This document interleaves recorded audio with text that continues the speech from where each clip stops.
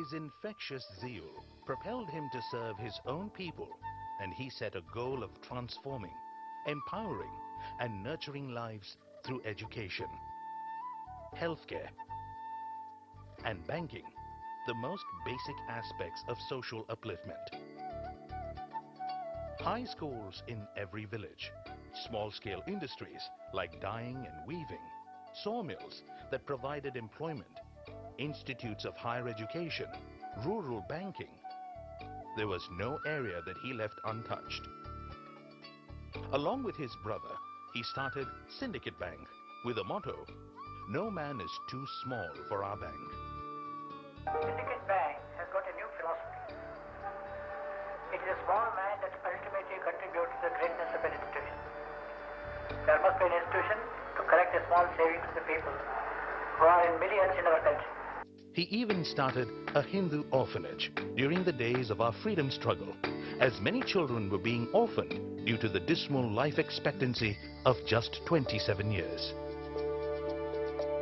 He brought sheer joy to the lives of the underprivileged. His relentless efforts transformed the barren land of Manipal to the exciting Manipal University Township. Dr. T.M.A. Pai was passionately driven. He even said all that he was doing was not work, but fulfilling the vision of the Almighty to serve the needy. His sense of social responsibility was complete.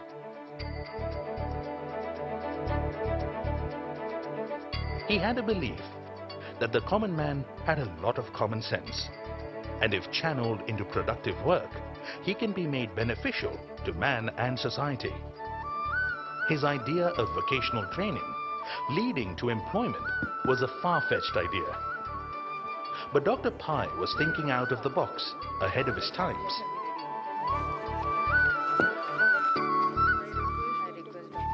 Just like the idea of starting India's first private, self-financing medical college at a time when the country badly needed professionally qualified doctors.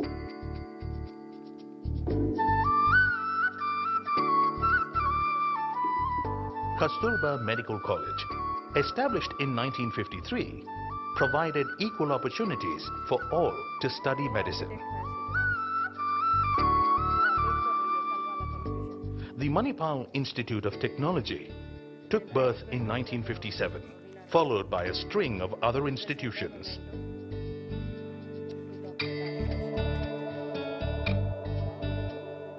I have been traveling with him in the establishment of so many high schools and colleges. And it was a great experience for me. He was a practicality. He didn't want everything to be done by the government. And he used to go forward, taking along with him his followers and friends. Featured in Ripley's Believe It or Not, for establishing the maximum number of institutions in one lifetime, T.M.A. Pai was a man of values, uncompromising in his integrity and honesty of word. A very good morning to everyone present here. It gives us immense pleasure to welcome you all to Orientation Program 2026 of Manipal School of Architecture and Planning, Manipal Academy Higher Education, Manipal. Before we begin, we kindly request everyone to put their mobile phones to silent mode to ensure the smooth conduct of the program. We are delighted to extend a warm welcome to the incoming students of the following programs: Bachelor of Architecture, Bachelor of Design in Interior Design and Fashion Design, and to all postgraduate programs. To all our new students, congratulations on becoming a part of Mahe family. We wish you a rewarding, inspiring, and memorable academic journey ahead. Dear parents, dignitaries, distinguished guests, colleagues, ladies and gentlemen, we, Professor Shrishti and Professor Monica, on behalf of Manipal School of Architecture and Planning, Mahe, are delighted to take you through the orientation program of 2026. Dear students, congratulations again on earning your place at MSAP. Among thousands of aspirants, you have secured admission through your dedication and hard work. And we are delighted to have you join the Mahe family. At Mahe, we are committed to nurturing creativity, academic excellence, and global perspectives, empowering you to grow into skilled professionals and responsible citizens. Once again, welcome to MSAP, and we wish you a rewarding and memorable journey ahead.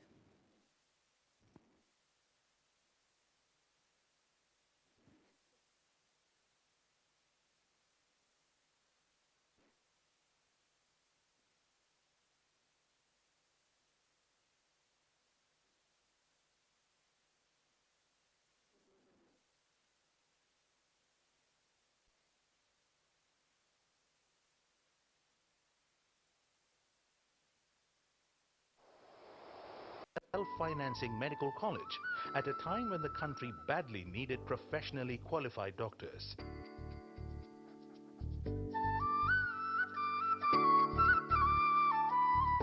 Kasturba Medical College, established in 1953, provided equal opportunities for all to study medicine. The Manipal Institute of Technology took birth in 1957, followed by a string of other institutions.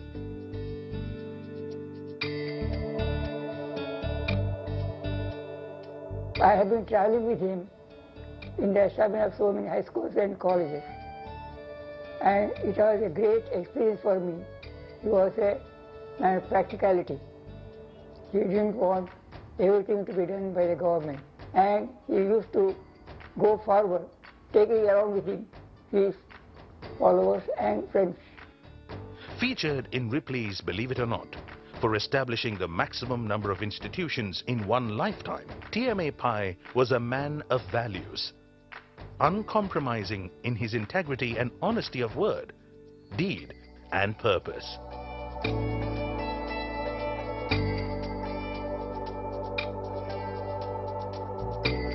One of the biggest reasons for his success was his availability to all. His simplicity, friendliness, and sympathy for those in distress. He has set the path of social responsibility on which we are continuing our journey. To me, it's the most beautiful thing he had done. He never thought that there was a failure. The word failure did not occur in his dictionary. Here is a man that God had perfected. And I always keep saying, the moment he told his mother, Zait ko ama, which means, okay mother, Manipal was born. Today, as we carry forward the mantle of his vision and values, we remind ourselves that life itself was his continued inspiration.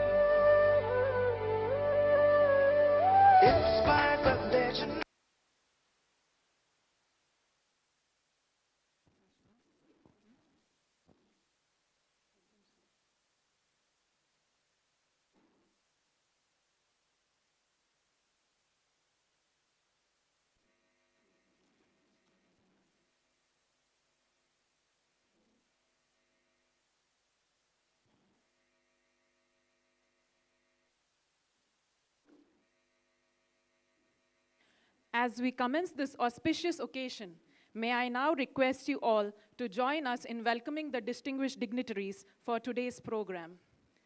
I request our director, Dr. Kalyan Kumar Mukherjee, to kindly escort the dignitaries to pay floral tribute to our revered founder of Manipal Academy of Higher Education, Dr. TMA Pai.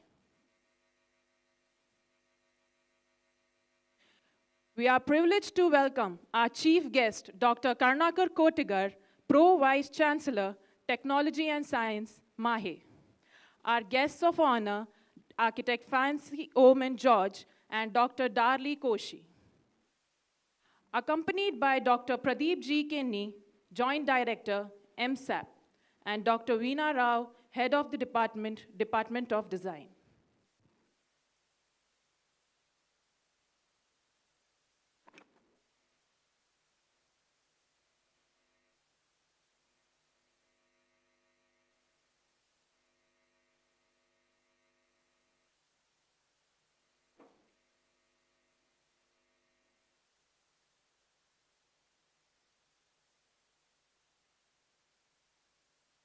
Thank you, distinguished dignitaries. Your gracious presence today adds great significance to the occasion, and we are truly honored to have you here.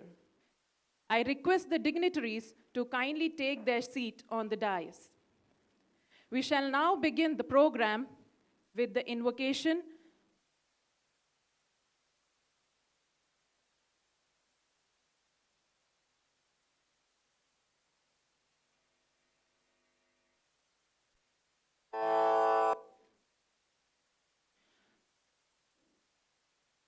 I invite Ms. Sanvi and Ms. Sesha, members of the Music Forum Student Council, to render the invocation. I request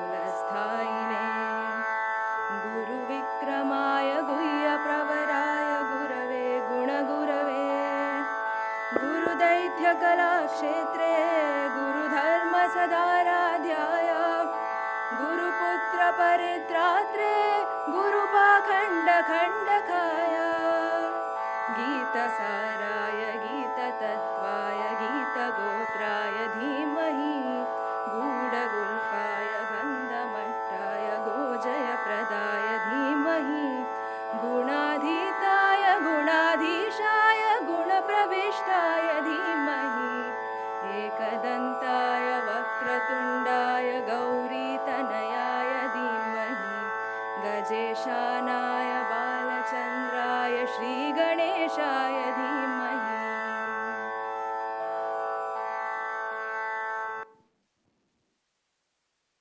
thank you, Ms. Sanvi and Ms. Sesha, for your melodious invocation.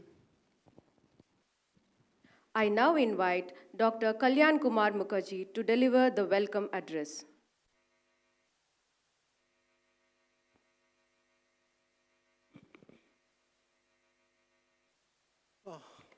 Good morning, all of you. Dear students, parents who are not here in a different place, but in MSAP, very much there. It is with great pleasure and enthusiasm that I welcome you all to the Manipal School of Architecture and Planning at Mahe, where innovation meets inspiration and ideas turn into reality. From this day, this would be your place of activity and life. And as you all know, life on the campus has been pretty colorful all this while. And there are many activities which you can be a part of. And I do wish that each one of you will find your part in some of them. I extend my warmest greetings to our guests, Chief Guest Dr. Karunakar Kotegar, who is our Pro-Vice Chancellor for the Science and Technology team. Dr. Dali Uman Koshi, who is the Vice President of the World Crafts Council. And architect Fancy George, who is also an alumnus of the Manipal School of Planning. It wasn't the School of Planning then, it was the Department of Architecture under MIT. I welcome guests and dignitaries from various institutes and functional departments of Mahe as well. Now, design as a subject of interest started as an activity depicting a way of life.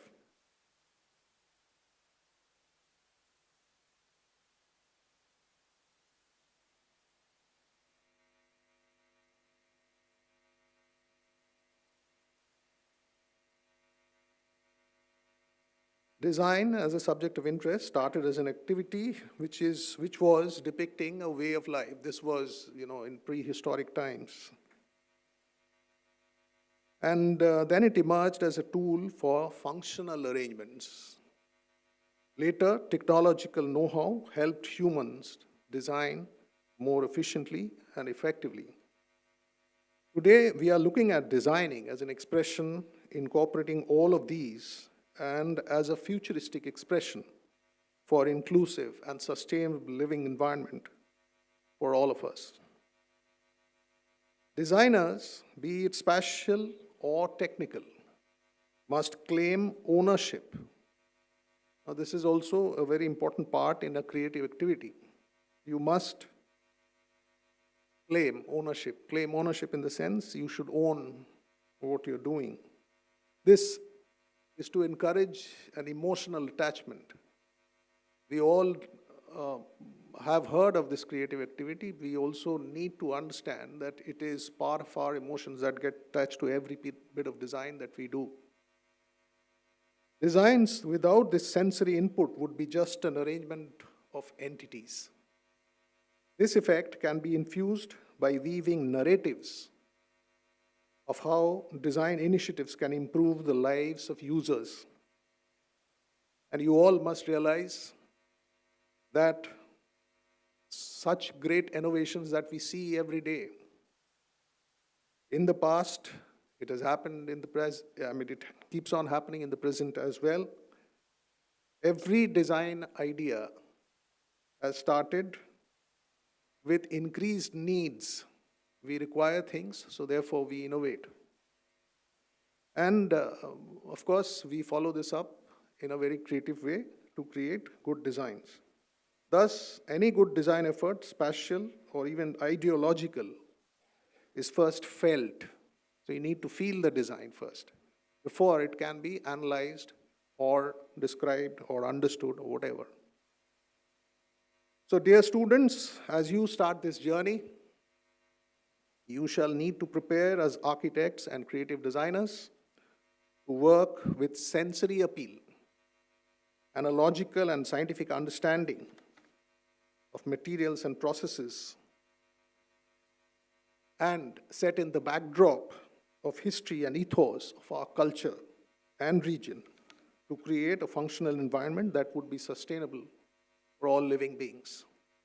I thank you once again for choosing to join us in pursuit of this unforgettable experience.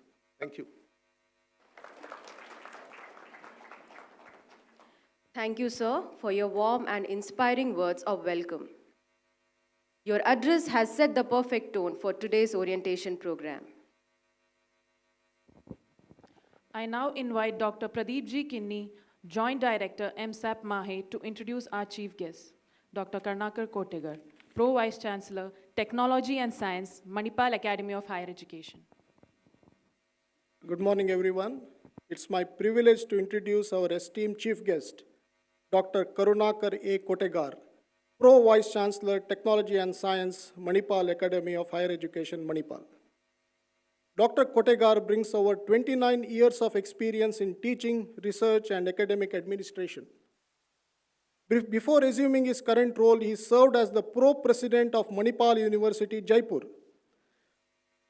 Earlier, he served as Director International Collaboration of Mahe Manipal, where he played a pivotal role in expanding global academic partnerships and strengthening student mobility initiatives.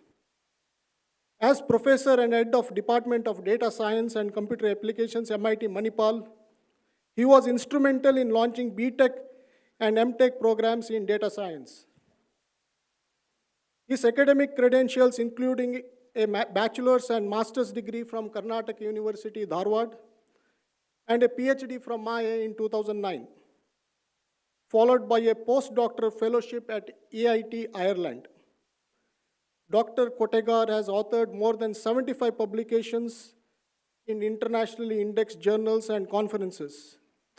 He has successfully guided 9 PhD scholars with several more currently under his mentorship. He is a senior member of IEEE and a life member of ISTE.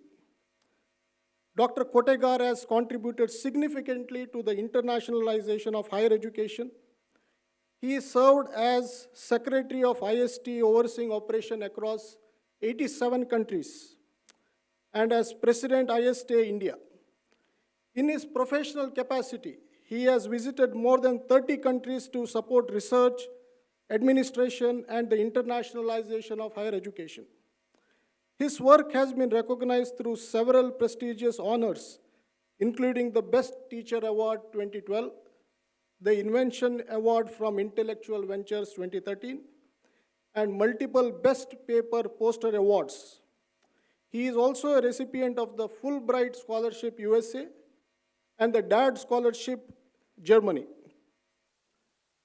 He also served as a syndicate member of Mangalore University from June 20 to 23, nominated by the Honorable Governor of Karnataka in recognition of his contributions to higher education.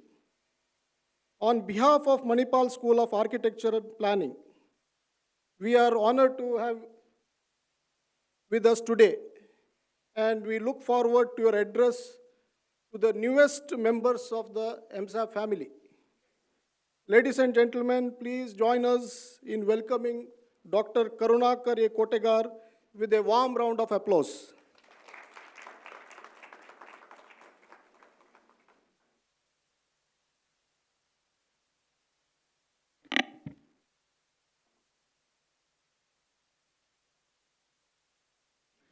Good morning. No energy, right? Parents are energetic, whereas students, they're yet to start, right? Good morning. Right.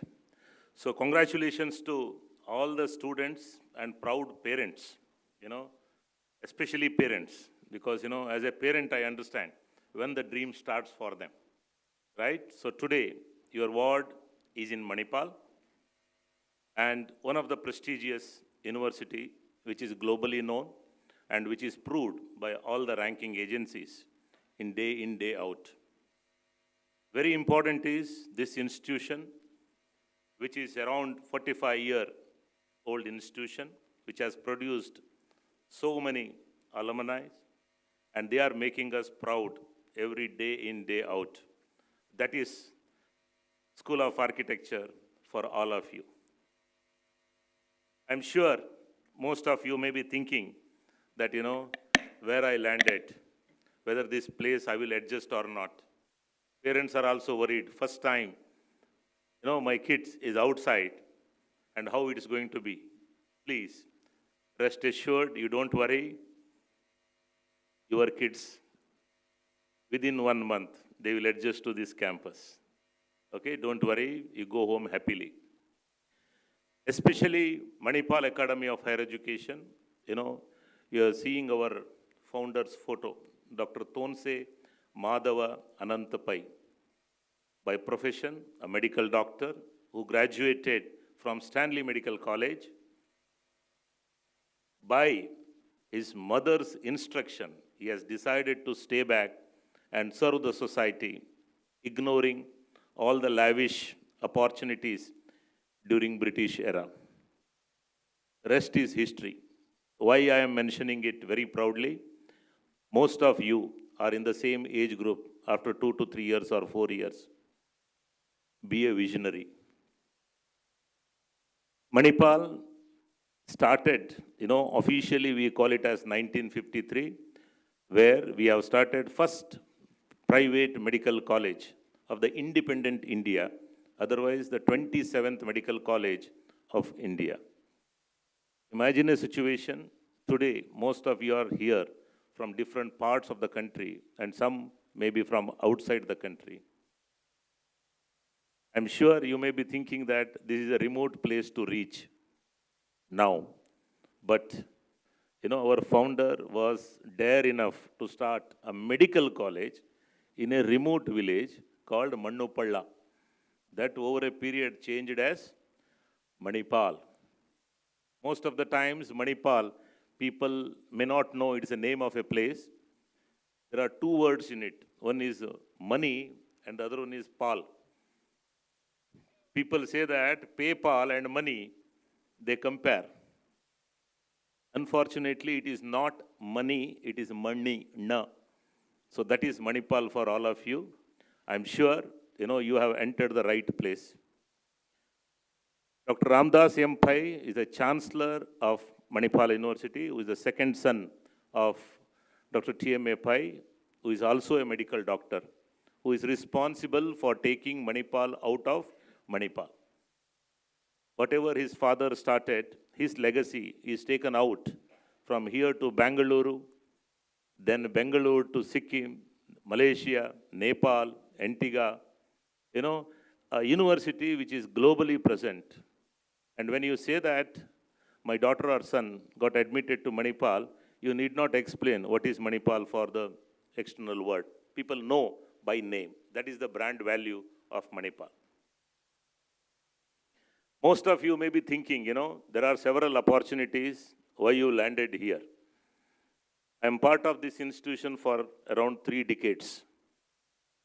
I always tell my colleagues also, once you are here as an employee for 3 years, I'm sure you are going to retire here. Manipal absorbs everybody. That is the beauty of Manipal. And especially when you are here, I know that, there are design schools, architecture schools across the world, and especially in India, in the metropoles, but you have decided to travel a long way and study here. Manipal is an ecosystem. Manipal is a platform. Why do I say platform? Anybody who have dream, this platform will help them to reach their dream. It has helped more than 4 lakh alumni till now. I am not including our online and distance education, regular programs across, right? So that is, you are going to be part of that bandwagon, especially when it comes to architecture. So today we have with us, our guest, Dr. Dolly Koshi. Thank you, sir, for sparing your time with us. And, you are going to guide the people who have decided to start their journey in your field. And our proud alumni, architecture, Fancy George. Thank you, madam. And I'm sure she is going to share her experience of this campus, right? I'm sure she will connect you when she started, when she has graduated, and where she is today. We are very proud of. And our director, Kalyan Banerjee, he speaks, Kalyan Mukherjee, okay, but usually, he speaks very minimum word. From Jadavpur University, after his people talk too much, but words, but well-known architecture professor in the country from Jadavpur University, he is going to lead you all to your dream world. And my friend Pradeep Kini, Dr. Veena Rao, and many more colleagues, I'm sure Manipal School of Architecture has a unique selling point, especially a brand Manipal, started around 45 years ago. They know, and this institution is built by many people. A founder's family will give the facility and the system, but faculty members are the pillar of this organization. There are many who contributed. I'm sure there are wonderful faculty here who are going to handhold you in, day out. So believe in that. Use this platform. Have fun. Keep smiling always. Okay? And don't try to do everything today itself. It takes 4 to 5 years to come out as a fine professional. You will do it. Okay? Congratulations and best wishes to each one of you. Thank you very much for giving me an opportunity to speak. Thank you, sir, for your inspiring and thought-provoking address. Your words of wisdom and encouragement will undoubtedly motivate our students as they begin this new journey at MSAP. I request Dr. Kalyan Kumar Mukherjee to present a token of gratitude to Dr. Karunakar A. Kotigar.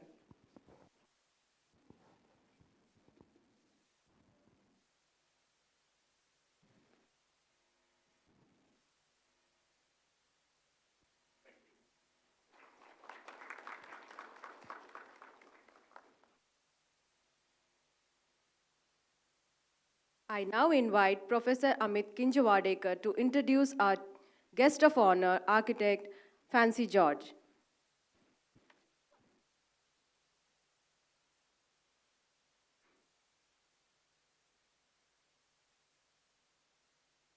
Good morning, everyone. Today we welcome home one of our own. In 1992, a young woman walked out of these halls, then Mangalore University, with a Bachelor of Architecture, with more curiosity than certainty about where life would lead her. That woman is architect Fancy George. And more than 3 decades later, she has spent her career answering a question that most of us never think to ask.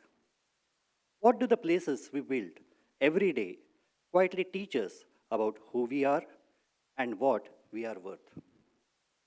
Her professional journey began modestly as a young architect in Chennai before Bengaluru, both her, where workplace design became her calling. During her more than consultants,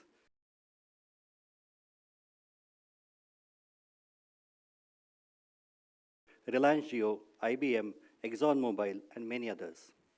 Work that quite literally reshaped how millions of square feet of Indian corporate life is lived in.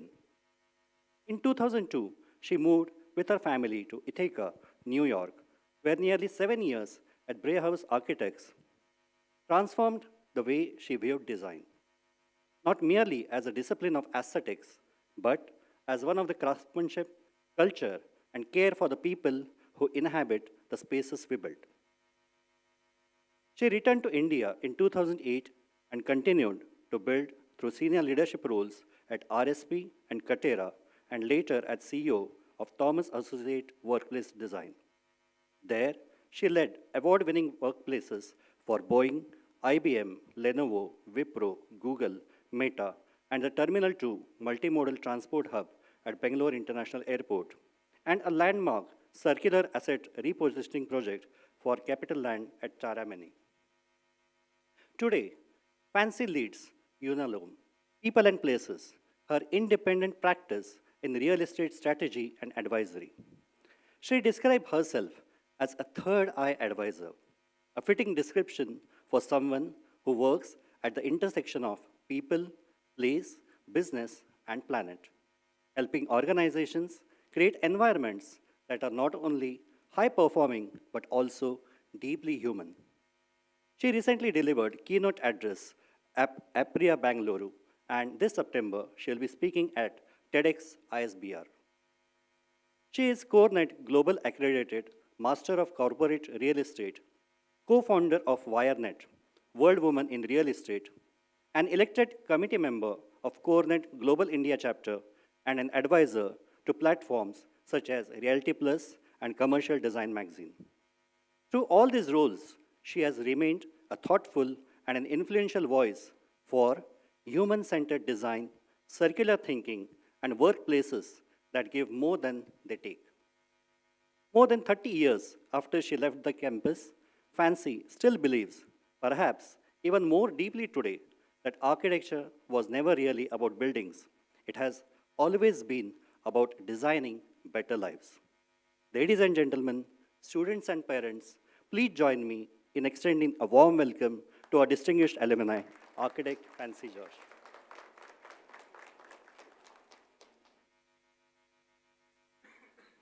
Thank you for that. That was kind of a lot more elaborate than I imagined, but thank you.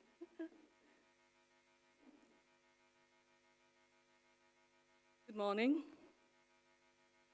It's got to be a little louder than this. Good morning. Okay, good morning to the faculty, the distinguished guests, the proud parents in this room, and most of all, to the newest members of the MSAP family.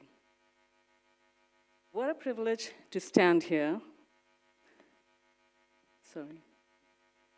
34 years ago, I walked through these same corridors as a student. Coming back today feels a little strange, a little tender. I just don't see just buildings here. I see friendships, sleepless nights before juries, laughter, panic, excitement. A young girl who had absolutely no idea where any of this would take her. In fact, this morning we just kind of drove around my old hostel, which is right here, right here. It was just so exciting to see it. But here's the truth. I didn't grow up dreaming of becoming an architect. Architecture found me.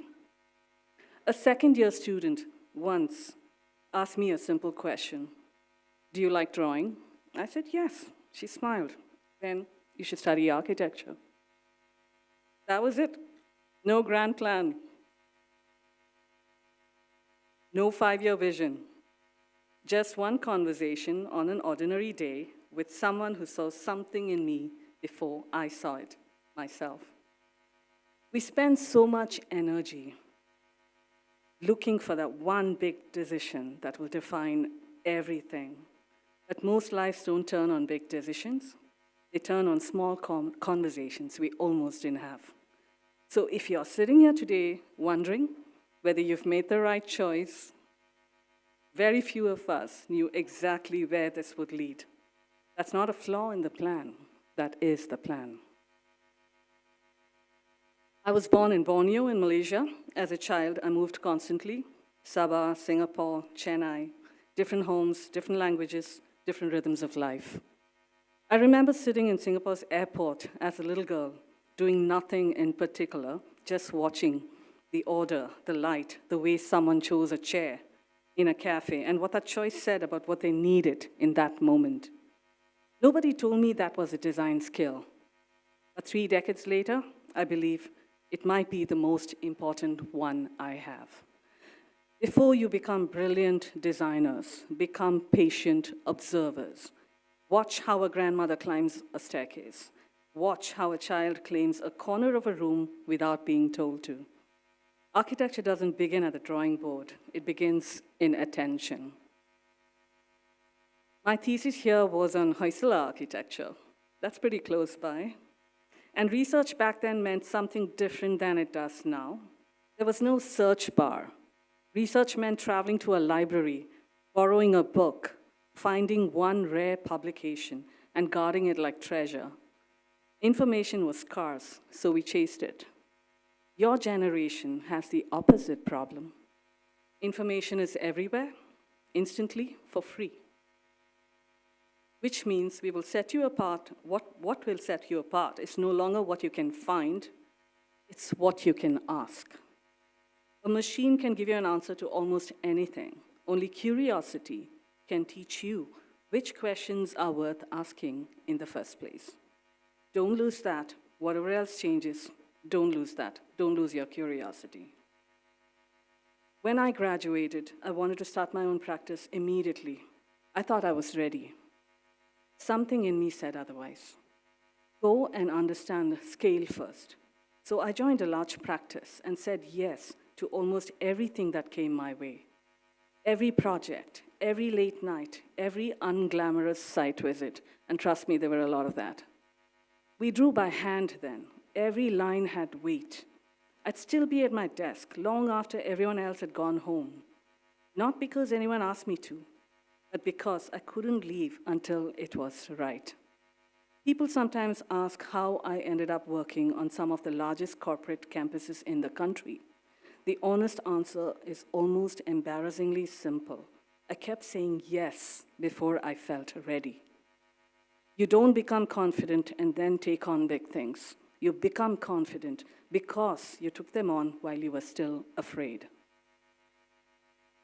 Later, life took me somewhere I never expected, to Ithaca, a small university town in upstate New York, for 7 years. On our first day there, a huge map covered one wall. Every new student pinned the place they'd come from. By evening, that map was covered, pins from almost every corner of the earth.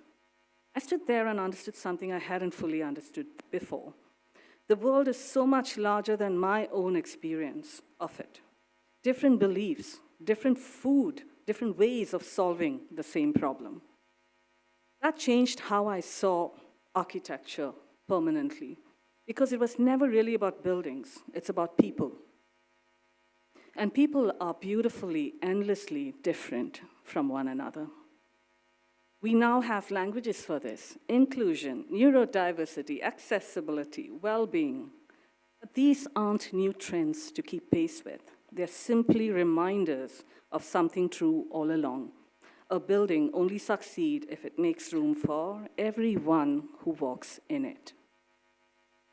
Some of the projects I'm proudest of involved architects, engineers, landscape designers, lighting consultants, project managers, and clients, all in the same room, all pulling towards the same thing from different directions.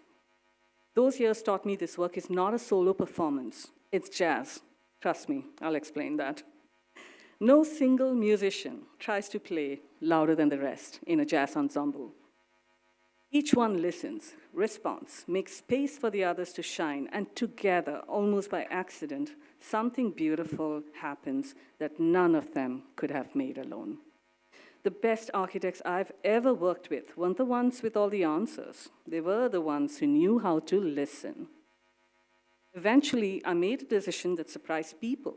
I left a large established practice for something much smaller because one question kept returning: is this my biggest contribution? I realized I no longer wanted to design only buildings. I wanted to be a part of the conversations that happen long before anyone picks up the pencil, because that's where the real decisions get made. That's what led me to start my own practice on Alone. The name comes from a symbol that begins as a spiral: confusion, discovery, questions circling in on themselves. Then it zigzags, the failures, the false starts, the unexpected turns, and only at the very end does the line straighten into something like clarity. People ask if I've reached that straight line yet. Not yet. I'm still somewhere in the zigzags, and I've come to believe that's exactly where the growth happens. And I learned something today about Manipal being called Manipolo. I hope I've got that right. One last thing before I sit down. Your generation inherits a planet under real strain. Scientists tell us we've already crossed 7 of the 9 boundaries that keep this Earth system stable. That should matter to every architect, designer, professional in this room, and every faculty member as well. Because every material we specify, every tree we choose to keep instead of clear, every building we put up has consequences that outlive us. The future doesn't need more iconic buildings. It needs more responsible ones. Think reuse before replacement. Think of nature as a collaborator, not an obstacle. Think of communities before monuments, and impact before applause. The world doesn't need more architects, designers. It needs more thoughtful ones. 34 years ago, I walked into this school thinking I was here to learn how to design buildings. What I didn't know then was that architecture would spend the next 34 years quietly designing me.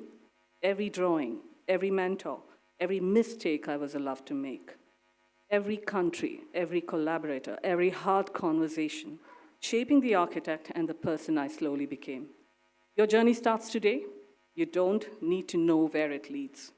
Just stay curious, observe everything, say yes more often than you say no, listen more than you speak, be brave enough to take the road that frightens you a little. And remember, the greatest thing you ever design may not be a building at all. It may simply be the impact you leave on the people, the communities, and the planet around you. Welcome to architecture. Welcome to interior design. Welcome to fashion design. Welcome to Manipal. I cannot wait to see where you take this. Thank you.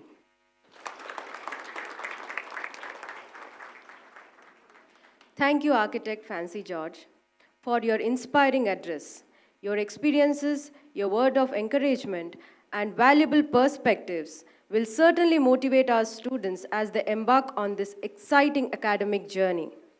I request Dr. Pradeep G. Kini to present a memento to Architect Fancy George.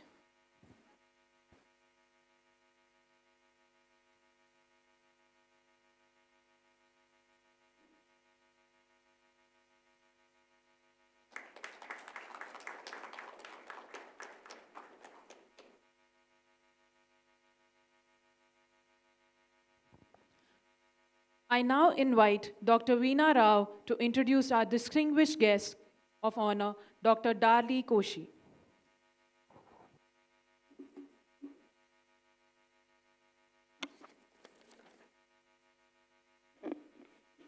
Good morning and welcome to the orientation program. It is an absolute honor and privilege to welcome a visionary leader, policy architect, and a true pioneer of creative education in India, Dr. Darli Uman Koshi, Vice President, World Craft Council. His distinguished career stands out for its rare combination of policy creation, institution building, academic leadership, and grassroots skill development. His contributions are multifaceted, which includes bridging traditional Indian crafts and modern design, technology, global exports, and large-scale employment creation. A transformative figure in national development, Dr. Koshi uniquely initiated and drafted India's first national design policy, which was approved by the Union Cabinet in 2007. As a founding senior professor of NIFT, he helped building the foundation of fashion management education in India. During his landmark tenure at NID, he established the country's first national design business incubator, pioneered technology-integrated post-graduation design programs, and developed NID's new postgraduate and R&D campuses. Driven by a passion to empower every section of society, he later created the innovative ATDC Smart Vocational Model, expanding apparel skilling across more than 200 centers in 22 states, directly supporting disadvantaged youth and women. Beyond his monumental work in shaping institutions, Dr. Koshi is a prolific author, researcher, and public speaker who has authored several books, penned over 100 research papers, and delivered more than 200 national and international presentations. Throughout his life, his vision has positioned design, creativity, and skill development not merely as academic disciplines, but as vital foundation for India's inclusive economic growth and national development. Ladies and gentlemen, and the students here, please join me in giving a warm welcome to Dr. Darli Koshi.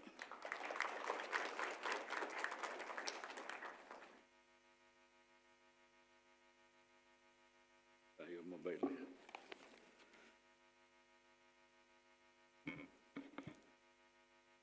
Dr. Karnagar, Pro Vice Chancellor, Professor Kalyan Mukherjee, Professor Veena Rao, Dr. Kinney,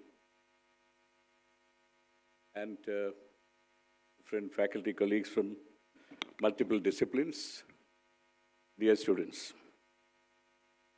Professor Veena Rao arranged for me to be at the Experience Center yesterday at 4 p.m. That was a very far-sighted approach which she took. Probably more than this orientation in the morning today, she was orienting me to be here at this great campus. As Professor Dr. Karnagar said, Manipal and Udupi are not just two names of places. They are now global brands, all because of the visionary, far-sighted approach of one man, Tonsei Madhav Anand Pai, far back as 1953, as Dr. Karnagar said. All this and more, you can witness and experience at the Experience Center. And then the car took me for over an hour of a round of the 600 plus acres of campus. And the only feeling I'm left with is why I can't be a student again. It is just something which I missed, I suppose. Though I started my career in Bangalore with the Karnataka State Handloom Development Corporation was just about 22. In fact, I finished MBA, and even before the YWC, my first job, it was very far-sighted that the Karnataka government appointed, along with 3 others, as sales manager of silks in that period. And strangely, my office was in Syndicate Bank building at the Majestic Circle. And now when I came here, I was just recalling that it was the same family which set up the Syndicate Bank in 1925. So you can imagine the width of the vision, the depth of the commitment, and the imagination above all that. So having some 23 plus streams in one campus makes it probably one of the most recognizable brand in transdisciplinary thinking. Because I was one of the 4 people picked up by Government of India in 1986 to set up NIFT, and I was sent to FIT New York, still fairly young at that time, must be about 31. And we came back and set up NIFT. I learned something from fashion. Fashion is all about context and time. Actually, fashion is not selling clothes. It is selling time. If you are ahead of time, you are avant-garde. You are right on time, you are in fashion. If you are behind, then you are a laggard. So it is all about, understanding in life the signals of life and picking up what you should do at a certain point in time. And as it's very difficult with so many disciplines, I was joking with my wife, that one would feel like joining all the disciplines because it's such a choice which is available. But I would say that, Udupi, I had this time to think about what I'm doing in Udupi. So I thought that, last year in Amaravati, I was the convocation speaker of the 2nd National Institute of Design at, Amaravati, which is in Andhra Pradesh. So a convocation speech has certain tenor. And an orientation program has a totally different texture and content. So I was reminded of a small joke, which one of my colleagues in NID used to talk a number of Mullah Nasruddin stories. This Mullah Nasruddin wanted to get a pot of water fetched. So he told his assistant, go and fetch a pot of water, and handed over an earthen kuja, we call in Kerala kuja, a pot, earthen pot. So the disciple or the assistant received it. He said, be very careful with the pot. Do not break it. And then gave one slap to the young assistant. So the friend or his colleague, senior colleague looking at him, said that, why are you slapping him? He has not broken the pot. He's just going to fetch the water. Mullah Nasruddin, in his characteristic manner, says, what is the point of giving him a slap after he has broken the pot? So the convocation speech and the orientation program are like this. In the convocation speech, the student has already finished the program. They have done all what they could do, as architect Fancy George has done. But you are all going to set out on a great journey. And you are really unprepared to some extent about what life has to offer. And we are living in very different times. When the word VUCA came out after the Second World War, or around the Second World War, in 1937, I think this word was used. VUCA signified volatility, uncertainty, complexity, and ambiguity. So VUCA was fairly understood by everybody as a foundation for not only thinking management, but also thinking design. But by 2018, VUCA became somewhat insufficient to explain the environment we live in. And then the new word BANI was used. What is the full form of BANI? Anybody in the audience? BANI, B-A-N-I. Brittle, anxious, non-linear, and incomprehensible. So we are living in a different disruptive time when somewhat what happens around you is incomprehensible. And therefore, it becomes all the more difficult what your professions are going to look like by the time you pass out and by the time you reach a certain age, where you are going to face the realities of life, which people like Fancy George has already, overcome. This is a very different period, therefore, when you have to look at your opportunities and your possibilities in a different way.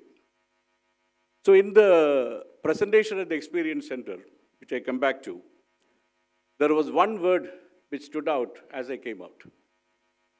It was infinite possibilities. I captured this and put on my LinkedIn today morning because I believe that you are actually facing a world of infinite possibilities. And the number of books have come out using the word abundance. And this famous book, which has been a bestseller, Abundance, says that people like my generation came out of a scarcity outlook. There were rations, there were not enough opportunities. We had to really struggle to find a good school, college, education. And it was not easy. But today's times, people say that you must have a mindset of abundance. Too many. Even if you go for ordering a cup of coffee to Starbucks, they will ask you many types of coffee available. Sometimes it puts you into a difficult situation. What should you offer? Latte, cappuccino, all the words which we are not used to. And Udupi has great coffee. And the cuisine of Udupi has become a global brand. So obviously the filter coffee of Udupi cannot match the Starbucks latte or whatever. But the point is that the choices have really made it almost difficult for us to imagine what life would be. I drink a lot of water, mainly because I've been speaking all the years, and my throat has run almost dry, but do not mind. So what we are looking at infinite possibilities. In 2001, John Hawkins wrote a book called The Creative Economy, How to Convert Ideas into Money. That was the time first this word creative economy was used in a publication. But it took much later. In 2013, Ivan Vivok and Beatrigo, who wrote this book. In fact, Ivan Duque, as you know, was the president of Colombia.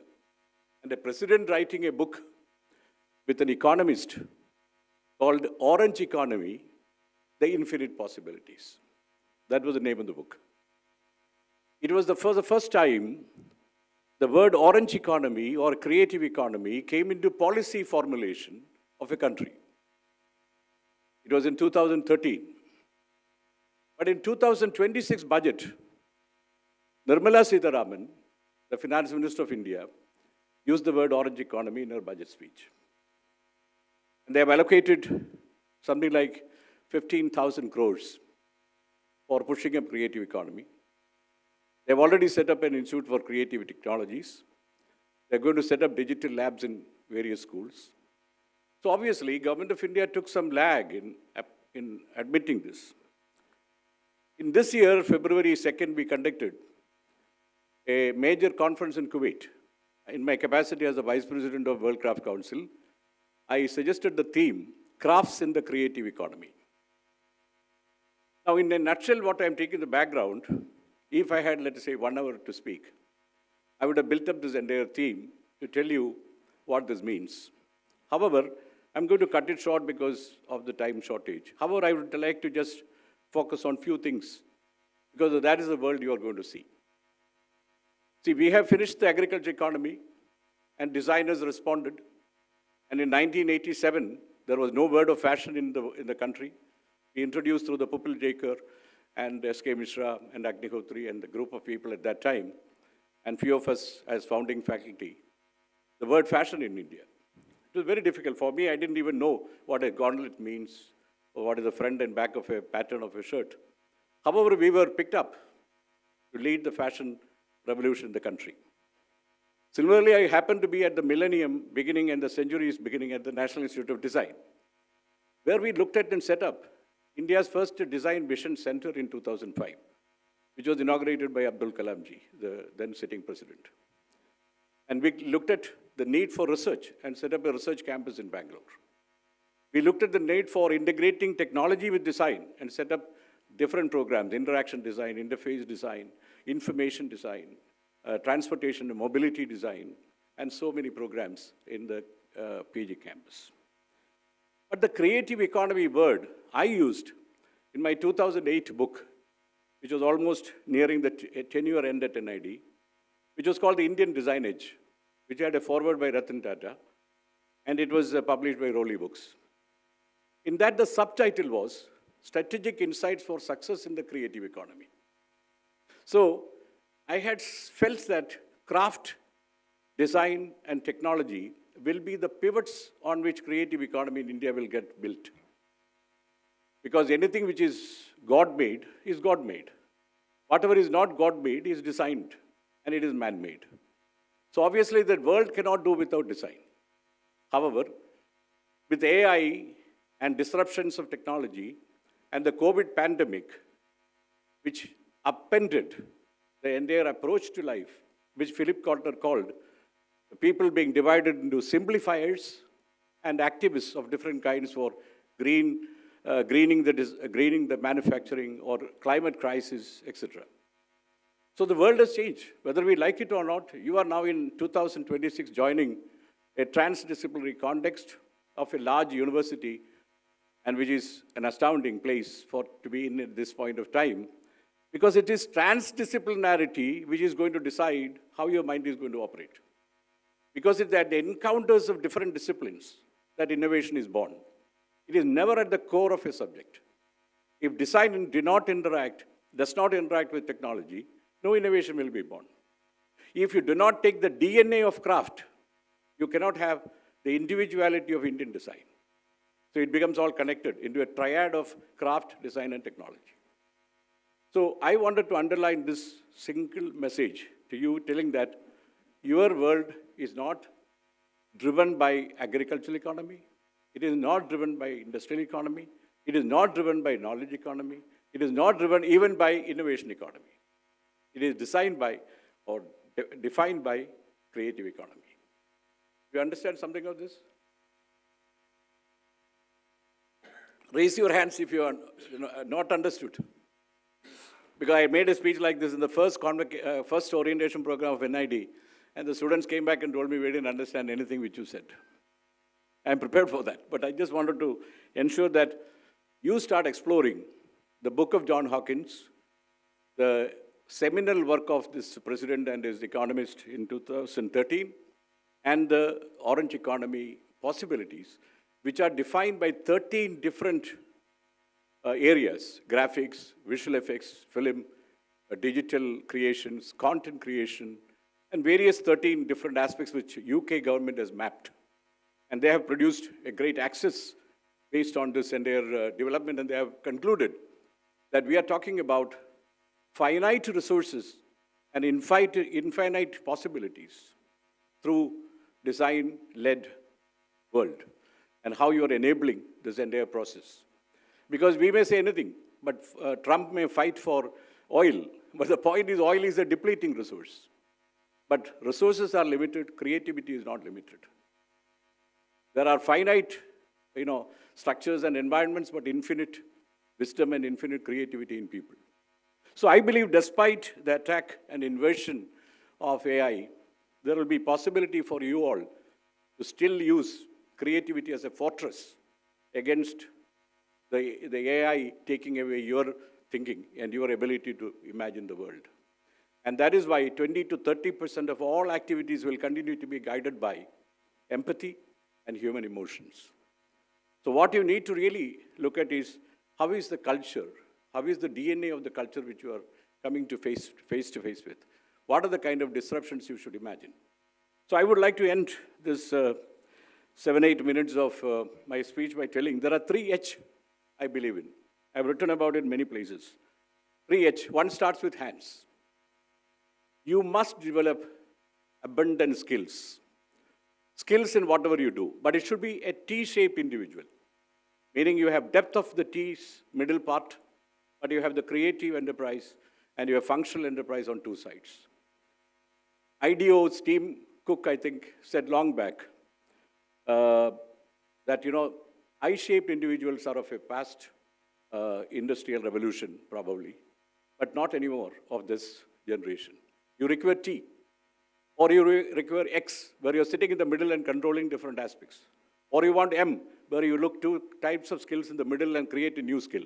Or a pi, not the surnames here, but I'm talking about the mathematical pi, where you are hanging 2 different skills and connecting with different bandwidth.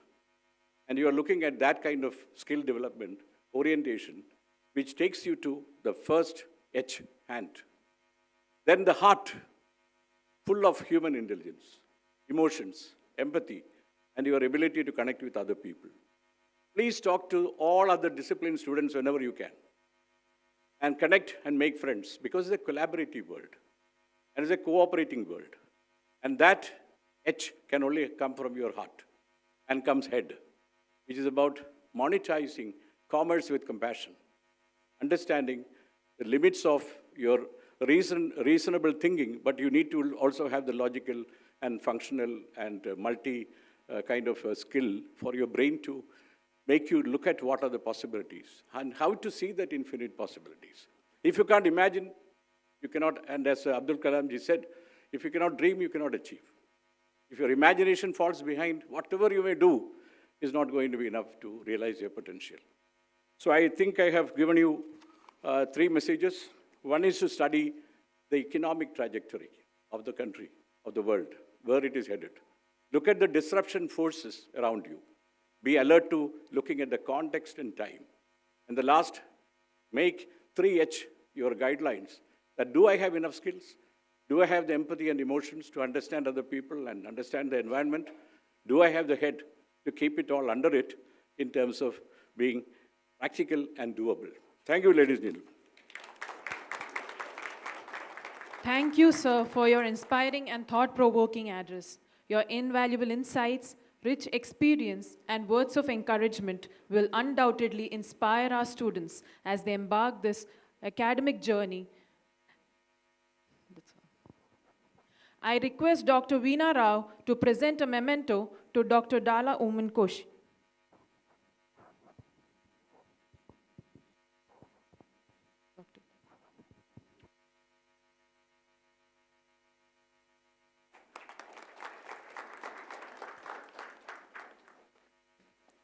As we come towards the closure of this session, it is time to express our gratitude to everyone who has made this occasion truly memorable. May I now invite Dr. Sonali Walimbe, Coordinator MSAP Admissions, to propose the vote of thanks. No duty is more urgent than of returning thanks, said by James Allen. A very delightful and warm good morning to everyone present here. On behalf of the Manipal School of Architecture and Planning, it's my honor and privilege to express a heartfelt gratitude to the distinguished dignitaries on the dais for gracing this momentous occasion and for generously sharing their invaluable experiences with us. First and foremost, we are deeply indebted to our Honorable Chief Guest, Dr. Karunakar A. Kotegar, Pro Vice Chancellor, Technology and Science, MAHE, for kindly accepting our invitation, presiding over this event, and delivering an inspiring address. Thank you, sir. Our sincere thanks goes to Guest of Honor, Architect Fancy George, for addressing our new entrants. Your presence as a proud MSAP alumnus and an accomplished architect is a true source of pride and inspiration for our students. Thank you, Architect Fancy. Our heartfelt thanks goes to our guest of honor, Dr. Darli Koshi, for addressing our new entrants.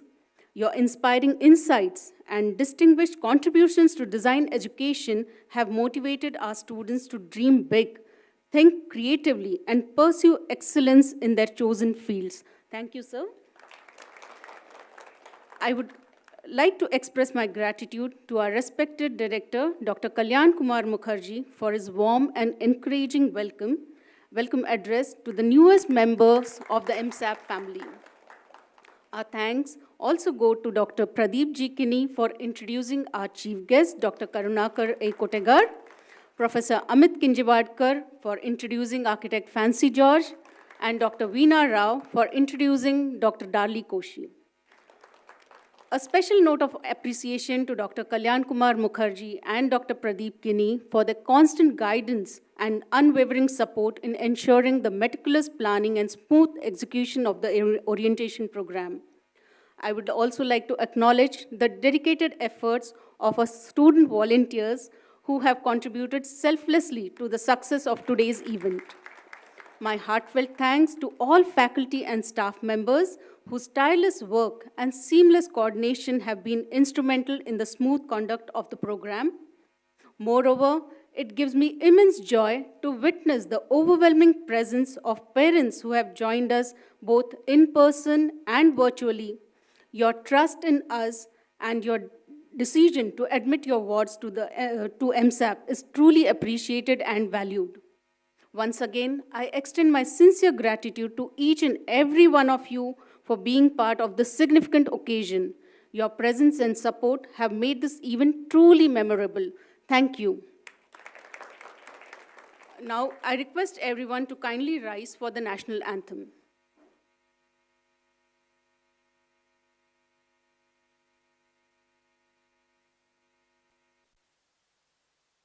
जनगण मन अधिनायक जय हे भारत भाग्य विधाता पंजाब सिंध गुजरात मराठा द्राविड उत्कल गंगा विंध्य हिमाचल यमुना गे शुभ मागे गाहे तव जय गाथा जनगण मंगलदायक जय हे भारत भाग्य विधाता जय हे जय हे जय हे जय जय जय जय हे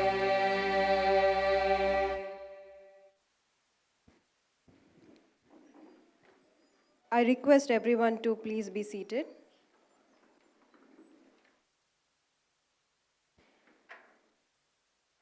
Dear guests, with this we conclude the formal proceedings of the Orientation Program 2026.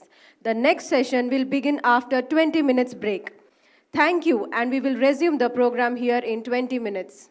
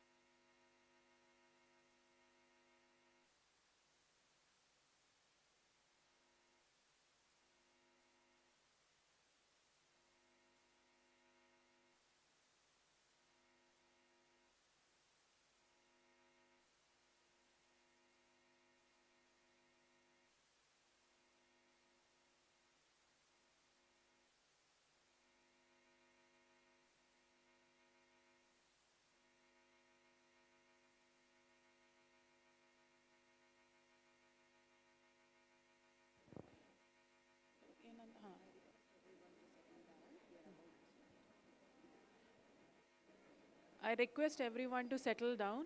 We'll start in another 5 minutes.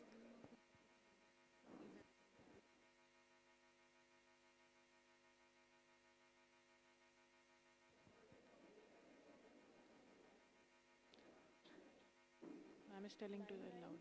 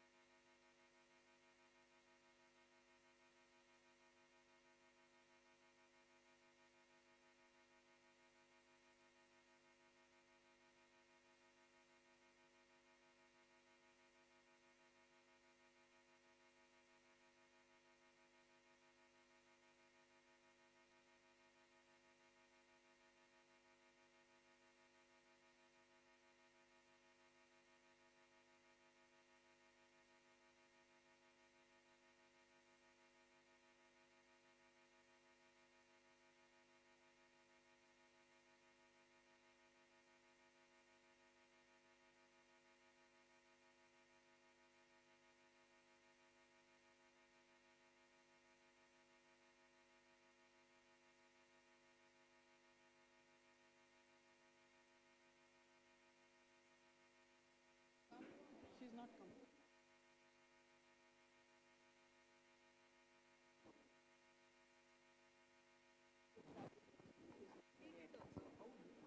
It's her only, no, ma'am. Vidya Rao. Yeah, we thought that we'll put her first if she comes early, but she's not. Start. Otherwise they'll not sit. No, not coming. Director, sir. Not required.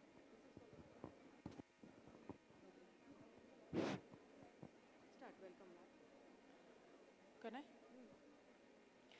Welcome back, everyone. We hope you had a refreshing break. We shall now begin with introducing you to Manipal School of Architecture and Planning and its academic activities.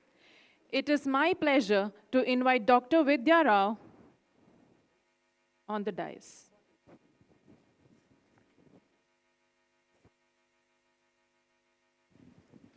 Yeah, hello everyone. How are you today? How is the Josh? Okay. It's my to introduce MSAP to you because like you, I'm also a product of MSAP and a philanthropist. He established MSAP in 1978, so it is one of the institutions that was established, last institutions to be established in his lifetime. So we are close to 50 years now. So when will we finish 50 years? When will? Yeah, 2028. So great news. It will happen when you are in the middle of your learning, and you will be a part of that special momentous year. So this is our team. So you can see the faculty members. So we are a large team of more than 80 faculty of differing disciplines. And we have here our leadership, Dr. Kalyan Kumar Mukherjee, who is our director. We have Dr. Pradeep Kini, who is our joint director, and Sahana Ganesh, who is the assistant director academics. We also have Dr. Veena Rao, who is the HOD of DOD, under which the fashion design and interior design and product design disciplines are there, okay? So this is the crowd that is most important to you, your seniors. So this is what they look like on normal days, on class days, on special days, during events, etc. Have a good look at them. You will find them across the corridor sometime, okay? So they are an active bunch. We hope you will join them and be equally productive and active as them. So our curriculum highlights are of teamwork. So you will have to work as a team, execute things with passion. There should be a human touch because we are designing for people. Then there should be quality, transparency, and integrity. That is our main motto. We were judged the best, that is the first place among private institutions for architecture. And can you tell me for Department of Design? Can someone tell me what is our position? 6th in the country. Can you see that? It's 6th in the country. And as such, MAHE is the leading private institute in India. It is in position 1. Okay, so congratulations to all of you for joining this place. These are other ranks, great. These are other ranks, okay, through various forums that we have received. So we are always figuring in the top 10. These are our programs. We have Bachelor of Architecture. Most of you must be here for that, the larger number. Then we have Fashion Design and also Interior Design, Product Design, Sustainable Design, as well as we have Masters in Interior Design and MArch in Urban Design and PhD programs. So we have a multi-dimensional approach. We have a very hands-on way of doing things. So you'll see pictures of that soon. So I'll not go through in great detail here. Let me go ahead. So everything we teach is very hands-on. So every semester you'll be having this subject called design, which is your core subject. And you will design, the projects of increasing complexity as you go ahead. And for that, you will do a lot of site visits. We'll have experts coming over. You will have workshops. You will have labs where you're working. So please participate wholeheartedly in all this, using your mind, hands, and your heart. This is how our system works. So there at the bottom, what can you see? Student. It is actually our most important stakeholder. Don't worry that it's at the bottom. But let's see whom you need to contact for anything. Who is the first point of contact? Go upward. Course faculty. So let's say you have some issue in design. So you can actually walk up directly to the director and speak to him. He's very approachable. You already heard it in the morning speech, but it's not required. You please go through the standard procedure, and everyone is here to help you. And if there's something very personal you want to share, please look at the side. Whom should you contact? Yeah, you'll all get a teacher guardian or a mentor when you go to a higher year. So please contact them. And above your faculty, course faculty, there are course coordinators and the coordinator for that particular semester, etc. So on and so forth, class committee coordinator. So you can move up depending on the intensity of what you want to convey. So best point of contact first is your class teacher or your teacher guardian. So this is how our subjects are. We have the core studio subject, which is design. And then we have the thesis at the very end. We have studios that include drawing, like building construction or learning technology. And then you have theory subjects with exam and without exam. So please look at everything in detail and follow the rules and regulations. It will be explained to you in the class by the course faculty. So please listen to it. In the first week itself, it will be explained. Then you have to maintain, what is the percentage of attendance you have to maintain? Everybody, is that correct? Is that correct? Very good. That is the answer I want to hear. 100% attendance, okay? This is in case you have something really important, then you can take 1 or 2 days off, not even like 25%. Don't aim at that. Be here 100% of the time because we are learning by doing. Every day something important will be covered. Maybe attendance itself doesn't matter, but what is happening in that class will not be repeated again probably. So be there for 100% of the time. And by the time you reach the thesis semester, you should have passed all your subjects, which is not a hard thing at all. If you are diligent, you come every day, you're doing the work that you're given, you're fine, okay? So these are some research centers that we have. Besides your academics, you may want to get involved in them. So they're listed down here. So there is Center for Sustainable Built Environment, for example. It will look at sustainability and related issues. There will be events hosted by each of these centers which you may want to attend. So please watch out for those events that are advertised. So this is our research profile. So this is our faculty research profile. We are a very interdisciplinary faculty. So for example, I have some examples here. This is our fashion design faculty, Professor Nagveni. So she is now working on garment construction for cerebral palsy patients. And she has recently been to the US to present her poster on the topic. Whereas we have another one there, that is a funded project. They received a grant of 1.53 crores to work on hospital bed textiles. Okay, again, they are fashion design, architecture, as well as medical faculty. So there will be a lot of opportunities to collaborate across MAHE disciplines. Okay. Then the one up there is a student. He recently received a Best Paper Award in Vietnam, not even in India. So all of you should be open to such opportunities and please participate. So this is international collaboration. So we have plenty of international collaborations. So I take care of the collaborations for MSAP. So anytime you have any area related to this that you want to work on, please contact me. By the way, my name is Vidya Rao. I think you all heard.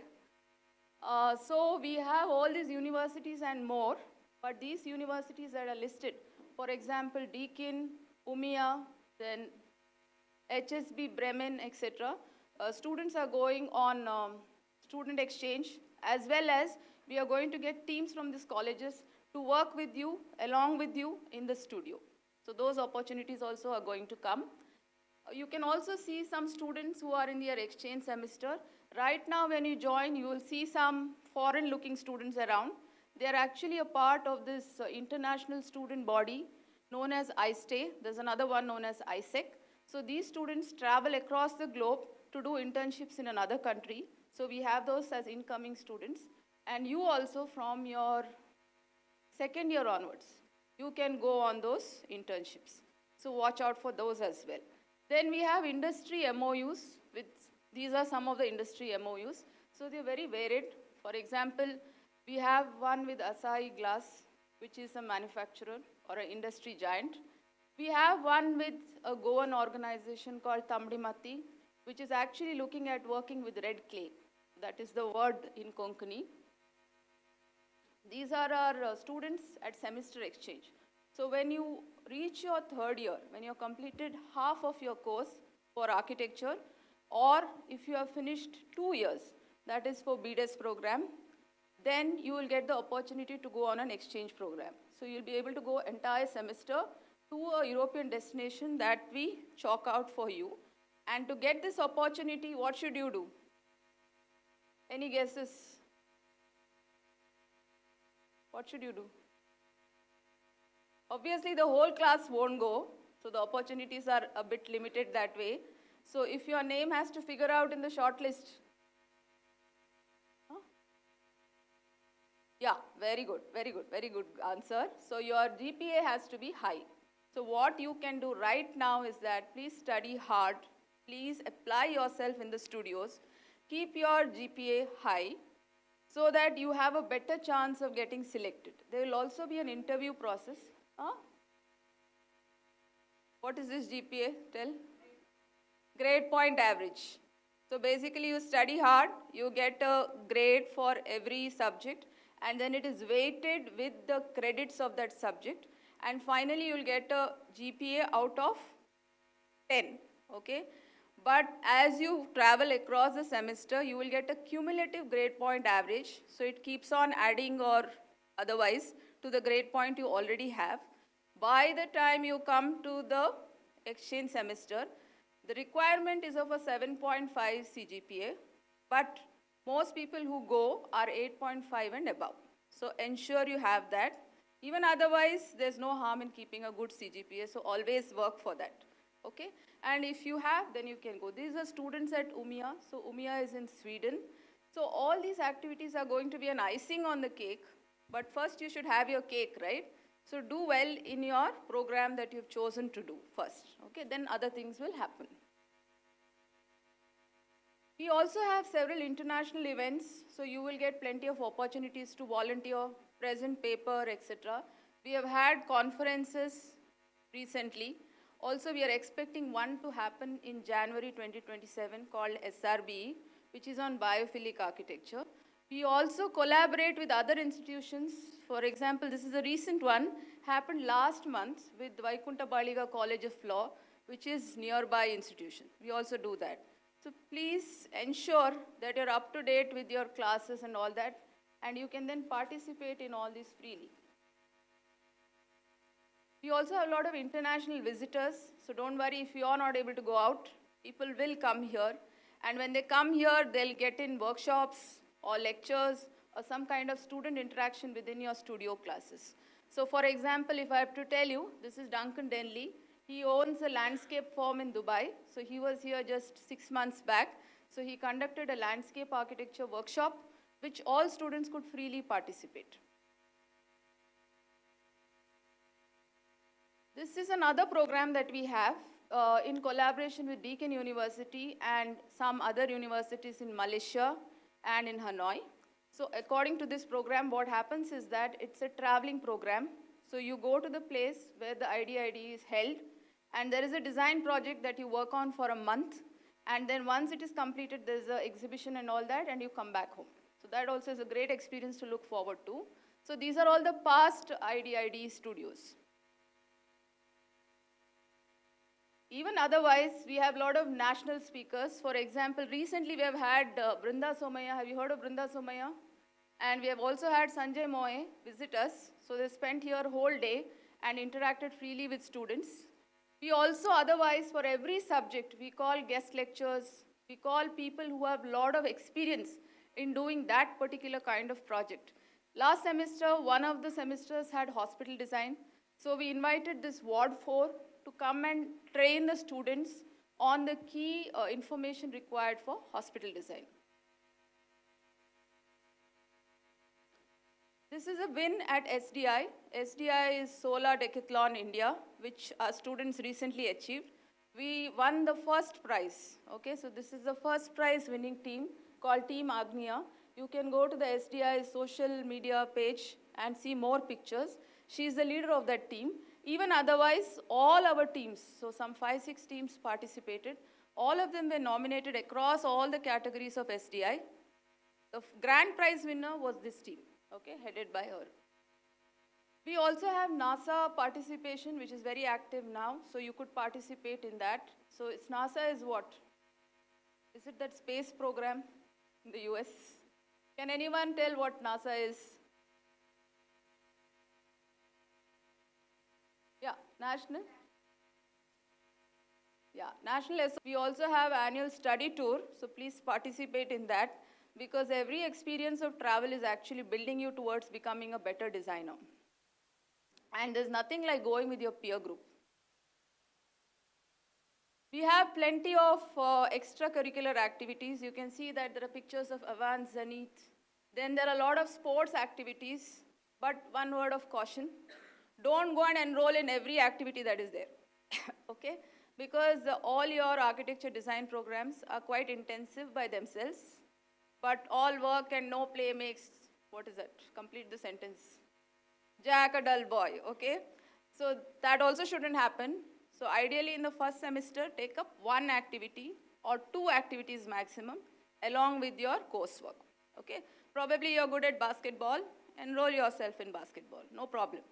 But it's not like, okay, I'll do basketball, I'll do volunteering, I'll do something else, and all of you will be in trouble. Don't do that, okay? You also can participate in all these other activities like NSS, VSO. So it depends on your interest. What you want to do for your own sake, by your own heart, please participate. Plenty of opportunities will be there. We have a lot of labs, so I've listed down the labs there. So you can utilize those labs whenever you want to do a study or research. And all of them have plenty of equipments which your teachers will teach you how to use and handle, okay? We also have many outreach projects that faculty are working on, so you can participate through them and be a part of that outreach. What does outreach mean? So basically we are a design institution, right? So we want to help the society, not just look at the commerce of it. So that help we will do through the outreach programs. So maybe you see a street in Manipal which has some issues. So you can create a proposal for it and give it to the DC's office. Probably they'll implement it. Similarly, you see some design issue in terms of product design that you want to work on. You can put up that proposal and you can actually work on a prototype, and we have an innovation center that is associated with our university. Through that, you can patent your idea and you can also market your idea. I recently attended just last week a health tech innovation program, and people from all over India presented their product designs for health, okay? So you can look at that as well. We also have a consultancy cell in MSAP. So this is some of the work that they have done. We do institutional consultancy, as well as we have got big projects like MRPL, etc., which I have put up here, so you can just have a look. This is some of the output of the consultancy, architectural consultancy. And this is of interior consultancy, so BDES ID. Their faculty have done this. So this is a mock housekeeping room for Vaksha. Fashion design also has done a lot of consultancy projects. Basically, they design uniforms and such other things for various events as well as for various institutions. And when you're done studying, then there is also a placement support given to you. So these are pictures from our placement event, career fair and placement. Plenty of well-known companies come here. The ideal thing for architects and designers to do is open their own practice, but we understand that not everybody can do that. So there is support given to people who want to look actively for a job in the campus itself. So those are organized successfully. The other path our students take is go for higher studies. Many of them prefer to do that. And I'm happy to tell you that this batch, which graduated this year, has been immediately placed in several Ivy League colleges across the world, okay? I mean, Ivy League is in the US, there are 8 of them, so Columbia and all that. In that also they have been placed, and equal institutions in Europe also have admitted our students. So we are complete in that respect of training. Okay, so the best thing about this course is you're already an architect or a fashion designer or interior designer the day you decided to join it, okay? So you're no longer really a student. So we look at each one of you as a designer or as an architect, okay? All you need to do is hone your skills so you can be a version of yourself where you can sell things that you have made to others. So for that, your faculty is going to facilitate the learning. We don't even teach, we don't even use the word teach. It's more like facilitating, because we do a whole lot of things other than just giving lectures in class. It's a complete 360-degree learning, okay? So congratulations to all of you for starting your design or architectural journey. Yeah, that's it. Thank you, ma'am, for that insightful introduction to MSAP and its diverse academic activities.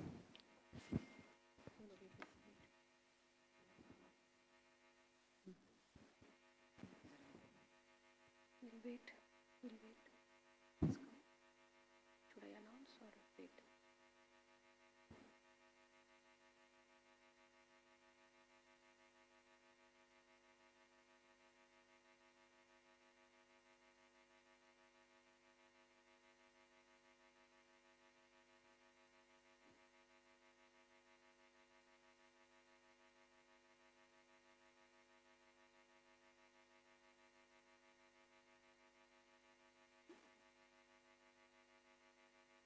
We will wait for a couple of minutes for the guests to be arrived.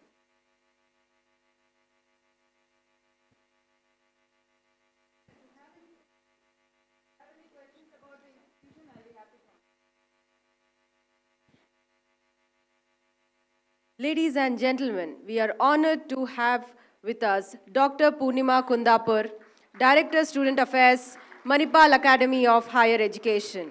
We now invite Madam to deliver the address.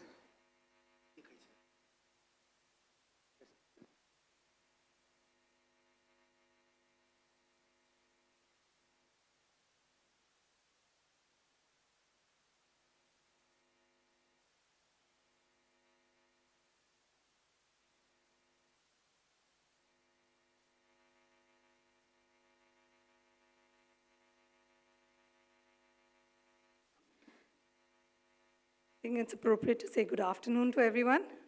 Good afternoon. I'd like to take this opportunity to seriously apologize for the delay. We had a case that came in and that needed our urgent attention. So thank you for your patience. I'm just waiting for my slides to come on. Before that, shout out to all the students who are here. Can you raise your hands, all students? Any parents here? No parents, only students.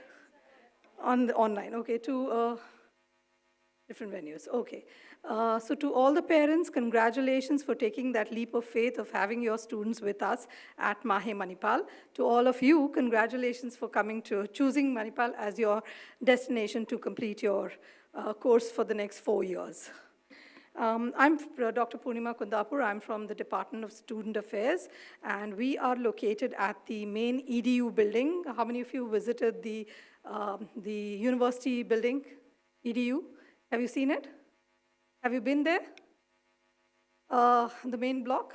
No? Okay. So we are at the EDU building, and we are in room number 108.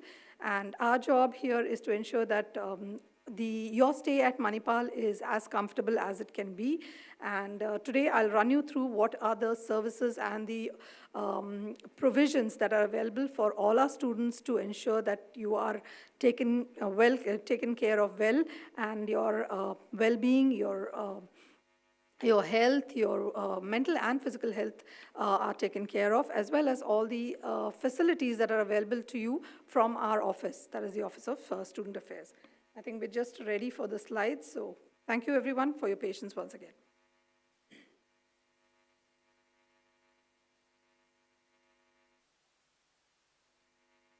Yeah, so I think we're up. Right. Thank you so much.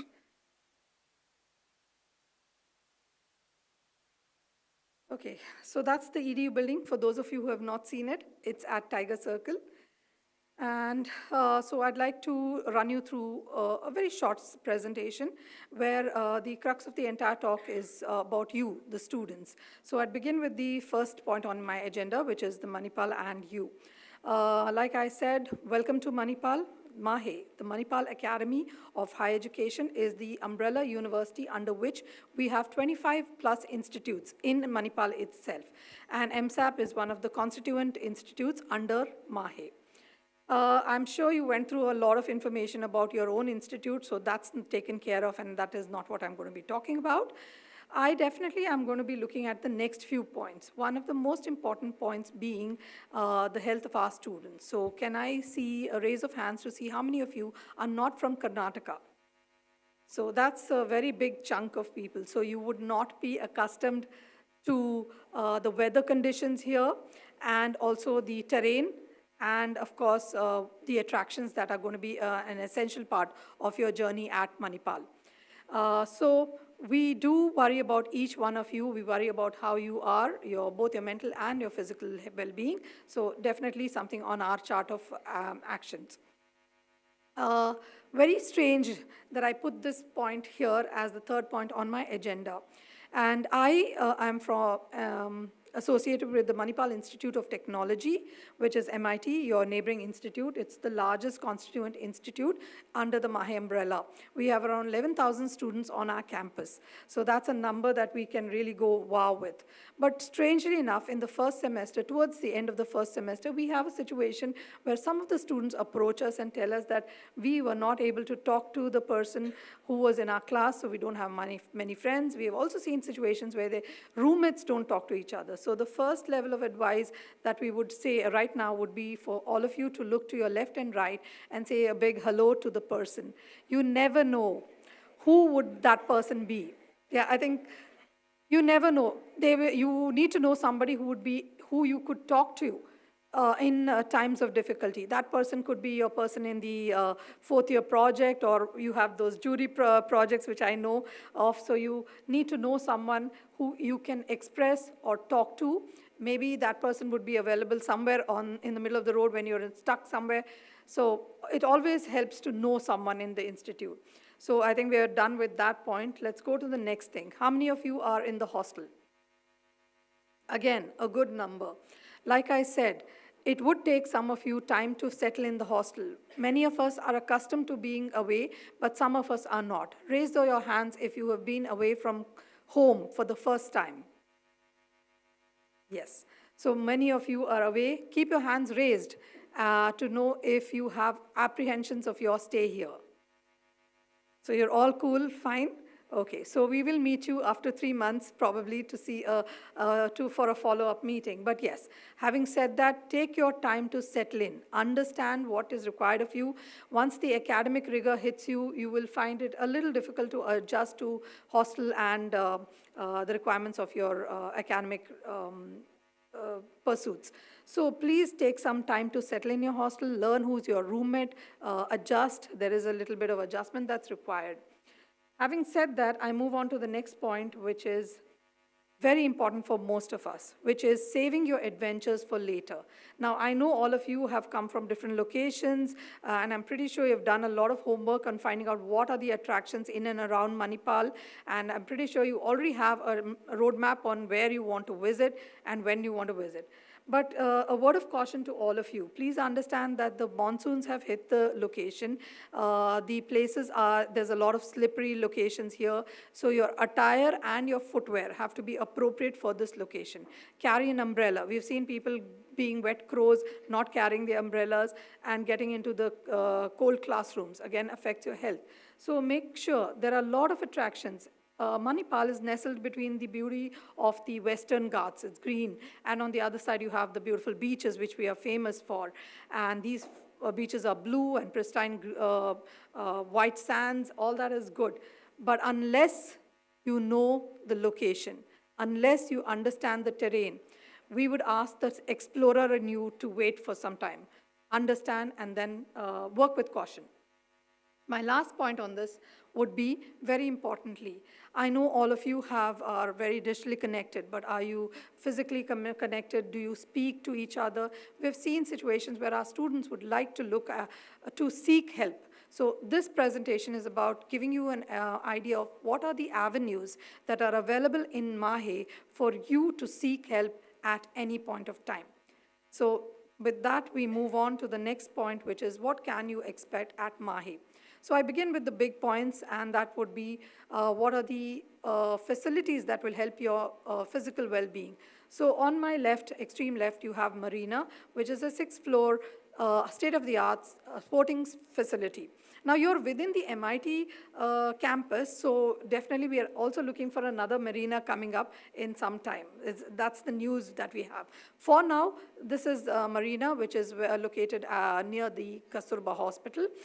6 floors of multiple opportunities of sporting. From our department, we work very closely with the Department of Yoga to have, for those of you who are interested in meditation and self-healing. So a lot of yoga sessions are available. And since you're in MIT campus, it would be only right for me to tell you that we have an MIT swimming pool inside the campus itself. Marina also has a swimming pool of its own. For all these facilities, you would need to become members, and the processes are available. At the end of this presentation, I would be showing you a QR code, which I request you to download. It takes you to the Student Affairs website, and on the left-hand side, on one of the tabs, the download tabs, you will get a copy of your own student handbook. So all the rules and regulations, all the emergency contact numbers are available in the website as well as in the handbook. So a request to all of you to do that. Now moving on. One of the most exciting events that will come to you in the next year, we have the dates already out, but that will be shown to you later. In April of every year, we have the MAHE Utsav. It is a fiercely competitive competition, an intercollegiate competition, where all the other colleges, even our colleges from outside, which is MAHE Dubai and Malaysia, they come to the mothership, which is Manipal, and they vie for the championship trophy. So this happens in April, so you have Utsav to look forward to.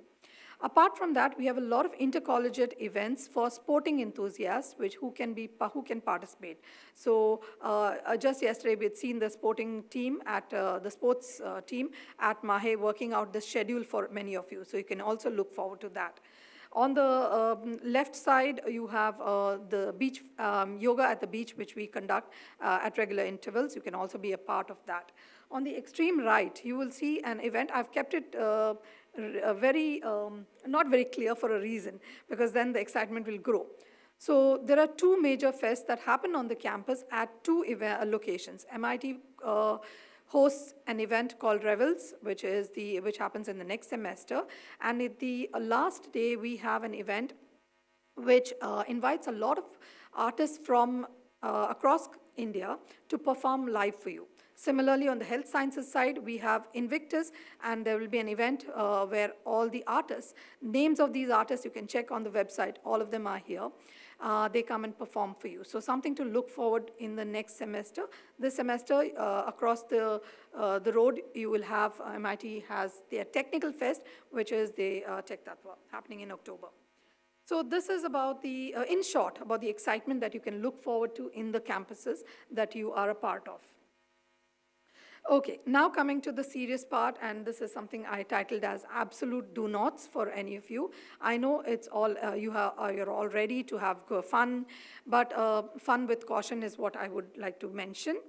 So do we allow vehicles on campus? It's strictly not recommended, but you can use cycles on campus provided that you are using the safety equipments of having helmets and riding slow inside the campus.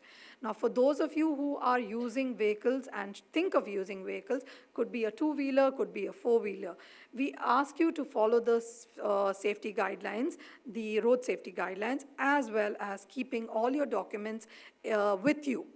The reason we say that is though we have a very robust and strong quick response system in Mahe, we will not be able to reach you on time, or we will, if we reach a little late, you should have, in a situation where there is an incident, please keep your documents ready so that we can be there and help you should the need arise. Like I said, helmets and seat belts are something that you have to be careful of, okay? Now, the point that I was driving, the adventures on and off campus. Like I said, the beauty of the beaches beckons every single person who comes to this place. But please understand that swimming in the Arabian Sea is prohibited. And what is more important is to understand even a seasoned swimmer, an expert swimmer, cannot handle the rough seas and the strong currents. Unfortunately, a couple of months ago, we have seen such an incident happen in campus. So please be very wary about making these kind of decisions immediately after coming onto our campus. Wait for some time, understand. Another important thing that I would like to mention is you will think, okay, the beaches are off limits. What about the other water bodies that surround this place? So again, a word of caution, if you are moving there, please be very careful. Because the areas are very slippery. So this is something that you have to think about before you make that decision. Another point on the same topic that I'd like to mention is that since you're at Mahe and since you're digitally connected, a lot of unofficial groups will reach out to you. And they will ask you to be parts of random treks. We have seen unfortunate incident as early as February this year, when such a group went on an excursion. Now, these excursions are led by students like you, who are not aware of the safety regulations and are not really worried about your safety. So please be very wary about the requests that come to you on WhatsApp groups that are unofficial. And one point that I would like to mention is even something as telling your roommate or the caretaker or your parent is very important. Please mention to someone if you think of going on such an excursion. Because should there be a need, we can reach there on time and help you if there is anything that we can do. So this is a point that I want to drive to all of you very seriously. Your lives matter to us. Next. Like I said, all of you are digitally active. Most of you have, all of you would be having active social media accounts and also are aware of the issues that go around regarding cybercrime. Now, at this point, I'd like to draw your attention to understand that the Department of Student Affairs works very closely with the District Administration of Udupi and Manipal, as well as the police station. So we receive requests for them if there is something. We have regular meetings with them. We discuss all these matters that work with student well-being on the Mahe campus. So in terms of using your usage of phones, please be very careful and use them judiciously. Another point is, of course, Phones are not allowed in the classrooms, as well as in exams. You know that would lead to malpractice. Another point that I'd like to mention at this juncture is that we request you to avoid any controversial activity on social networking sites because it's punishable under the IT Act. Keep yourself safe, your institution safe, and your university. So think twice before you do something that could land you in trouble. Strangely enough, when I was putting this point, I thought to myself, so-called generation that is working with the digital devices. So we've had issues where students come and tell, I gave my OTP to my friend, or I shared my passwords of confidential sites with my friend or roommate, and that becomes a case of cybercrime. So please be careful, please be wary. Trust is something that you can is something that you need to be careful about, who you trust and what is the data you share with them. Lastly, so these are the two things that we spoke about, your adventures, your social media, and cybercrime. The Manipal cybercrime unit at the police station here is very active, and we are in constant touch, like I said, with them. Now, we are a campus that believes in zero tolerance to ragging. This is very important. The student handbook that you download will give you a clear understanding of what constitutes ragging. So ensure that you do not indulge in any activity that would be a reason to find yourself on the wrong side of the law. How many of you have signed the online anti-ragging undertaking here? So you are aware that you have signed an undertaking to not indulge in such activities. We have active anti-ragging squads at the university level, at the institute level, that will conduct random checks on the campuses as well as in the hostels. These are for your information to know that you are taken care of and make sure that no such incident happens. On my left-hand bottom corner, you have two links. Now, these links are available in the handbook. So take a minute to read the handbook, and if and only if you feel that there is a situation which you would like to report. The modus operandi here would be to ensure that you tell your faculty first so that we can be sure that it is something that we can handle at our end and then report it. The reason I say this with a word of caution is because the government of India takes this very seriously. And if any such report comes to us, we have to handle it within 24 hours and report back to the government. So this process is very quick. So be very careful when you think before doing any false, sending a false message across. So some things that we have to be careful. You are adults at this point. You know what is right and wrong, or so I believe. These posters are available inside at all campus sites as well as in your institute. Make sure that you spend a minute to read that, find out what are the contact numbers, make a note of it. This will help you in the long run. The next important point that I'd like to dwell upon is the substance abuse. We are a campus that does not promote the substance abuse, illegal uses of substance abuse. We believe in saying no to drugs. The policy of substance abuse is available on our website in the handbooks, so please be sure to read it. For you, to keep it very short, the important points that have to be kept in mind is that the possession, consumption, and distribution of illegal substances and substances that are not permitted to be inside the campus are punishable offenses. What kind of disciplinary actions do we take?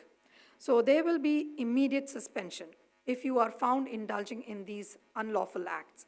Random checks of student premises, drug and alcohol tests also will be conducted. So please be aware that there is a team working very hard and actively, vigilant about all these things. So if it comes to you and say, what is there in doing it the first time? There is no first time. So please say no to drugs. Having said that, I'm very sure that some of us around here are not too comfortable talking to our faculty or talking to our friend or even talking to anybody about their issues. So is there a mechanism where you can put out your grievances online, completely confidential, where you do not, and it will be kept completely private? We have such a grievance cell. It's called the Student Grievance Cell. And these posters also will be available inside your campus. Please ensure you spend a minute to see how do you go about doing this. Those two links that you see on your screen are again available on the website as well as in the student handbook that I will show you, that you will download later. So do you have a grievance that you do not want another person to know? We will, rest assured, we will revert to you as quick as possible. On a tangent, those of you who are starting your courses and would like to have a certification, a micro-credential in your favor that you can put up on your LinkedIn website immediately, please be aware that we have from the Office of Student Affairs, there is a course called the Principles of Mental Health Care. You can see the various modules that are there. You can participate, you can get a certificate that you can put on your LinkedIn. So you will be a certified, you will have a certification to prove that you know the basic foundations of mental health care. How to be a part of this will be shared with the single point of contact who is, will be available on your campus. Sorry. Yes, on your campus, you can reach out to them or you can reach out to us. We will be quick to respond. So you can do this course for yourselves and it'll be an add-on. Now, to the last and the most important point that I would like to touch upon. Many of us think that it is difficult for us to seek help. You've come to a new location, you've come to a new place, new friends. There would be a situation where you probably would need medical assistance. So your health matters to us. How do we take care of it? You have the provision of Medicare. Medicare is the insurance health scheme that all MAHE students are privileged to have.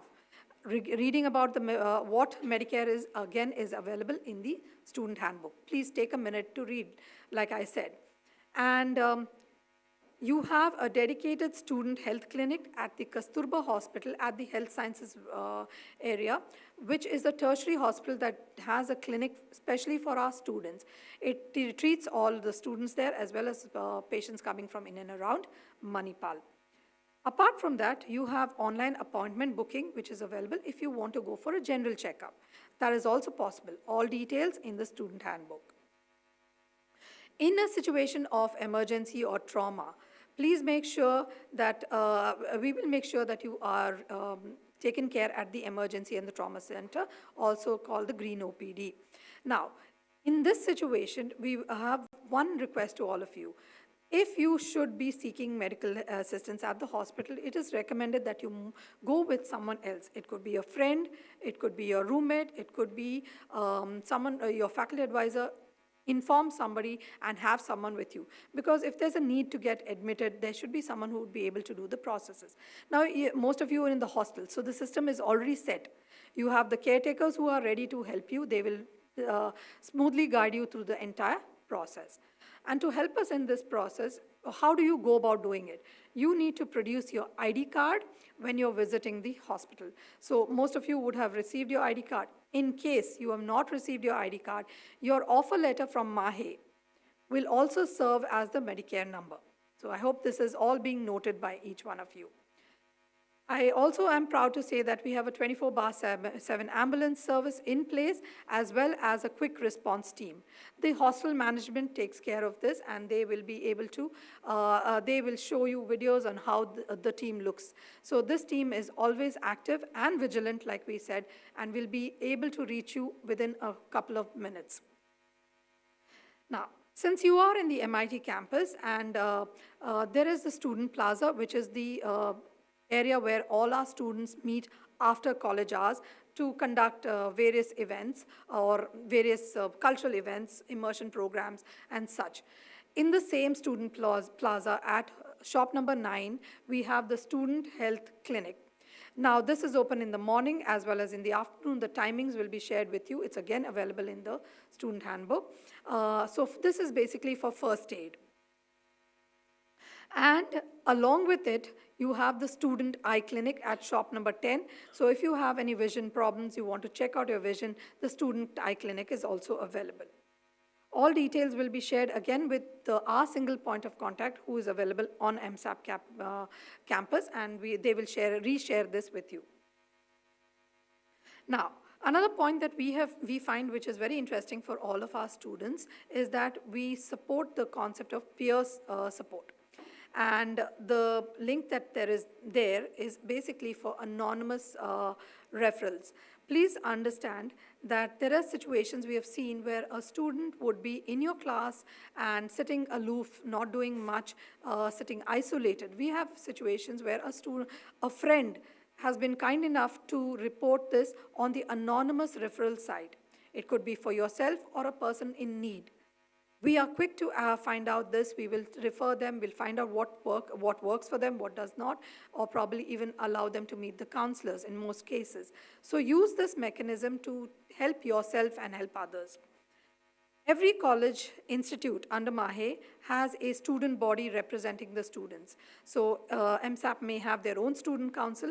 If you're not able to use any of the mechanisms, you can always reach out to your student council who would then tell the authorities, and probably they would get in touch with us. Another mechanism for the peer support we promote is talking to your classmates, like I said. We also are working on establishing and peer support clubs within the college. So all this is in the anvil to ensure that your stay is here. Stay at Manipal is safe, secure, and memorable. What is the MAHE support system also? What are the facilities under the MAHE support system? So you have the Student Support Center, which is on my left top. This is a location where you can walk in straight. Mental health seems to be the issue that we find many students are finding difficult to cope with. So Student Support Center is available for you. You can go, there is a student support website. The link is available in the handbook. You can go there, you can speak to them. They have in-house counselors, in-house clinical psychologists. Should you not want to use this facility, Kasturba Hospital has the Department of Clinical Psychology and the Department of Psychiatry. You can also visit them. All these facilities are ready and for helping you should you seek them. The emergency points of contacts are available again in the handbook or on the website. So you can look them up and keep them. Please share it with the parents. If the parents are listening, please also make an attempt to look at what are the major emergency points of contacts. From MAHE, from my department, I have my deputy directors who help me with this. Right now, I have two people sitting here. I have Dr.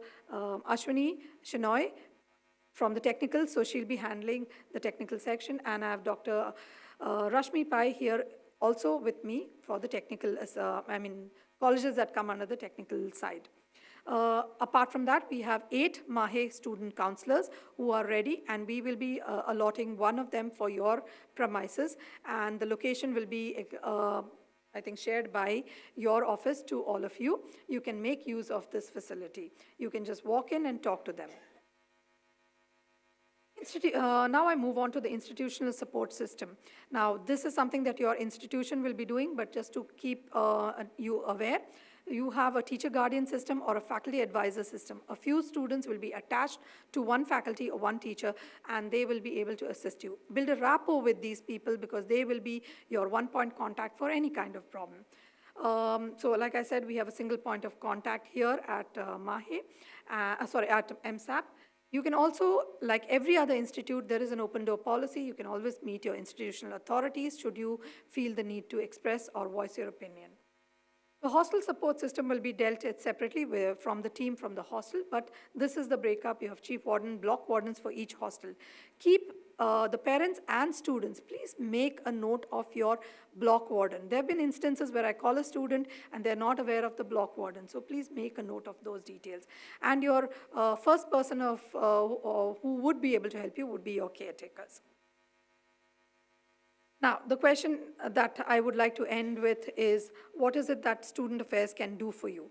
So Student Affairs works on the entire student ecosystem, the support ecosystem. We work very closely with all the units to ensure that if you need help, should you seek our help, we would make the process as seamless as possible. So make sure you reach out to us whenever you feel there is a need to do so. I would like to share this information with all the students. Every institute has their own clubs, but at MAHE, that is at the university, we have six distinct clubs, starting with the think tank, which generally organizes TEDx talks as their primary flagship events. And they're working hard. We met with the team yesterday. IRIS is an inclusivity club that is formed at the MAHE level. Girls Up is an all-girls club.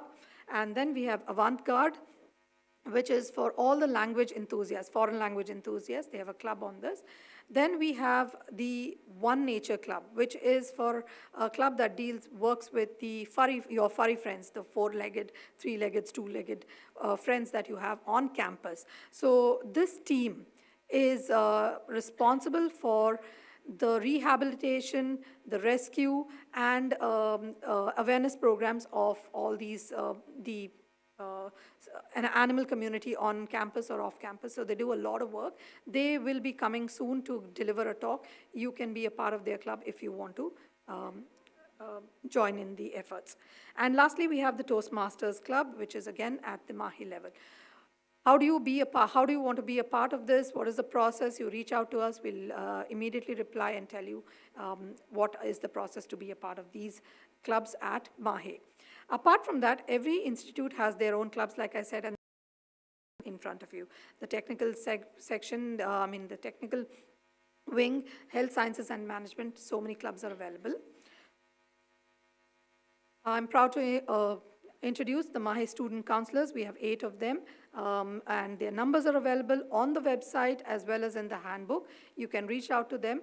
Each counselor will be visiting one institute at one point of time. So we're going to be sharing the counselor visit chart very soonly with your institute.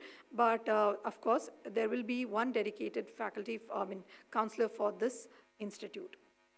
This is my team. Like I said, we have 2 of my deputies I've already introduced you to. From the health sciences, I have Dr. Arvind Kumar Pandey. And with that, it's a wrap from me. These are our details, our contact details, our socials are available. On the left-hand side, you can see the copy of the handbook, and this is the QR code where you can access this. So welcome to Manipal again, and hope you have a memorable stay. Thank you very much. Thank you, Madam, for your informative address.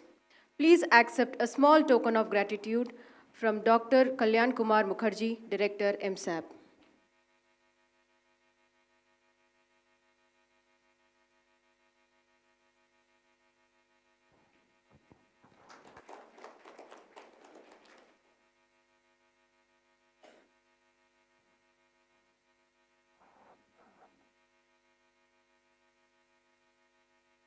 A strong support system is essential for every student's academic and personal growth. The Teacher Guardian Scheme is designed to provide mentorship, guidance, and continuous support throughout your journey at MSAP. I now invite Professor Sanjana Shetty to introduce the Teacher Guardian Scheme and your teacher guardians. Good morning, everyone. A very warm welcome to all our students, parents to Manipal School of Architecture and Planning. As you begin this exciting new chapter, we would like to introduce one of our most important student support initiatives, that is the Teacher Guardian Program. The transition from school to professional education is a significant milestone. For many students, it is their first experience living away from home. Adjusting to a new environment, managing academics, and building new relationships.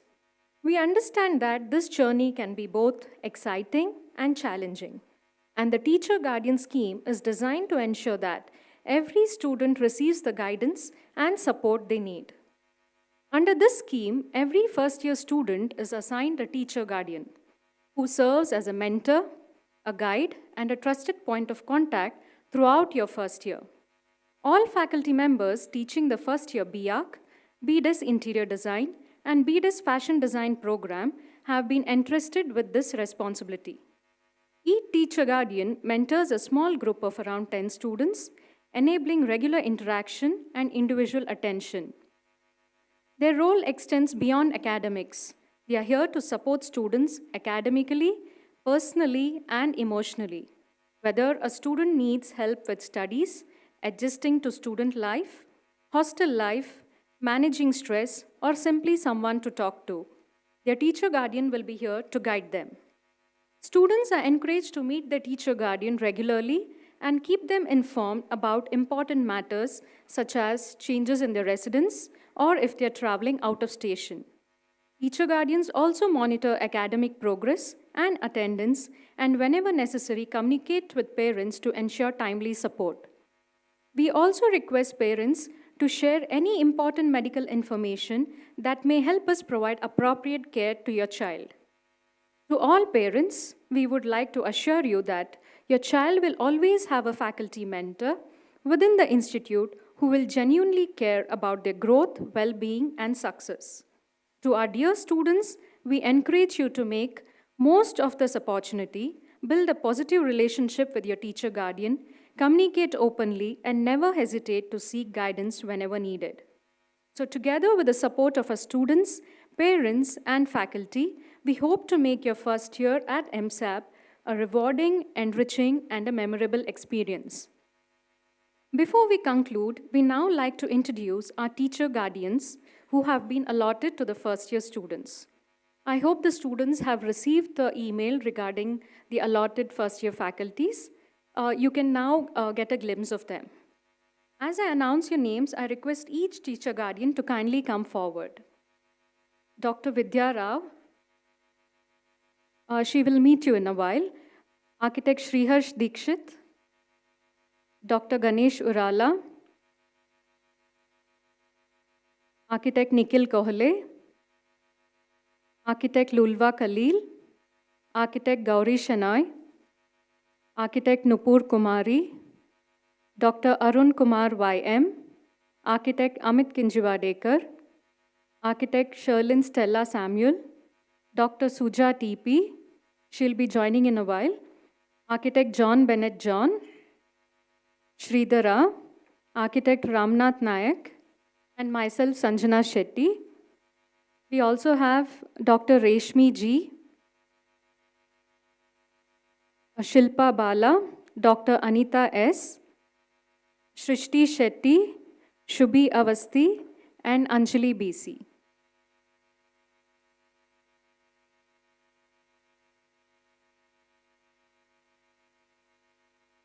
We encourage all students to connect with them at the earliest to begin this valuable mentor-mentee relationship. So after the session, you're free to contact us and we can have a conversation. Thank you, and once again, welcome to the MSAP family.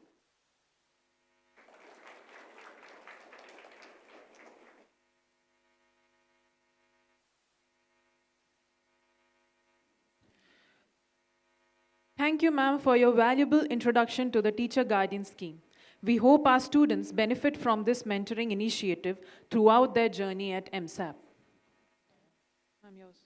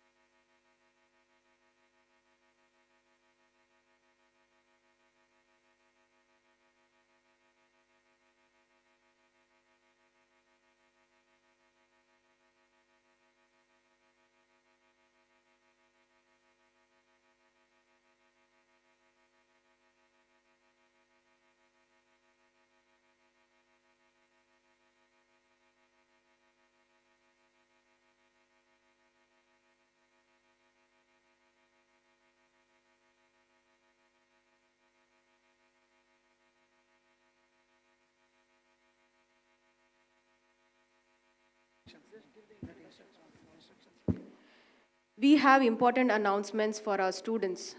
Please note that the first day of your classes for all the students is Saturday, 1st August 2026. Tomorrow, we have a half-day session for all the first-year students from 9 a.m. to 1 p.m. Please assemble at Seminar Hall by 8:50 a.m. tomorrow.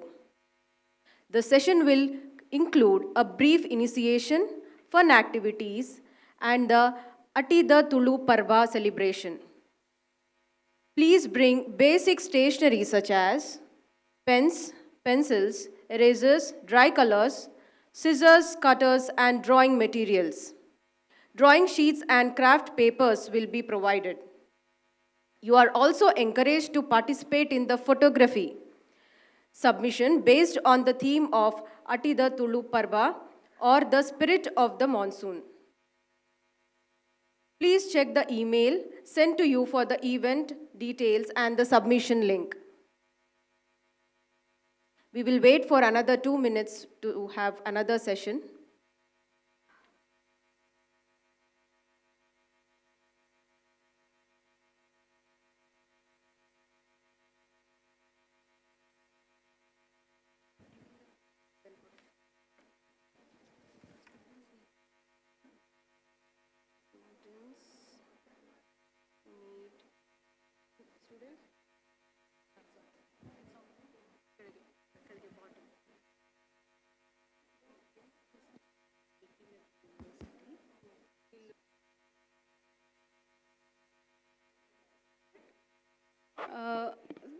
Please come here. Manjunath sir, Colonel Manjunath sir, who is the chief warden, is held up in some university meeting. Urgently, probably some urgent meeting was called, so he's held up there. But we have representative from the hostel, Ms. Suma, who would, if you have any queries regarding the hostel, she would be at the entrance foyer. You can approach her.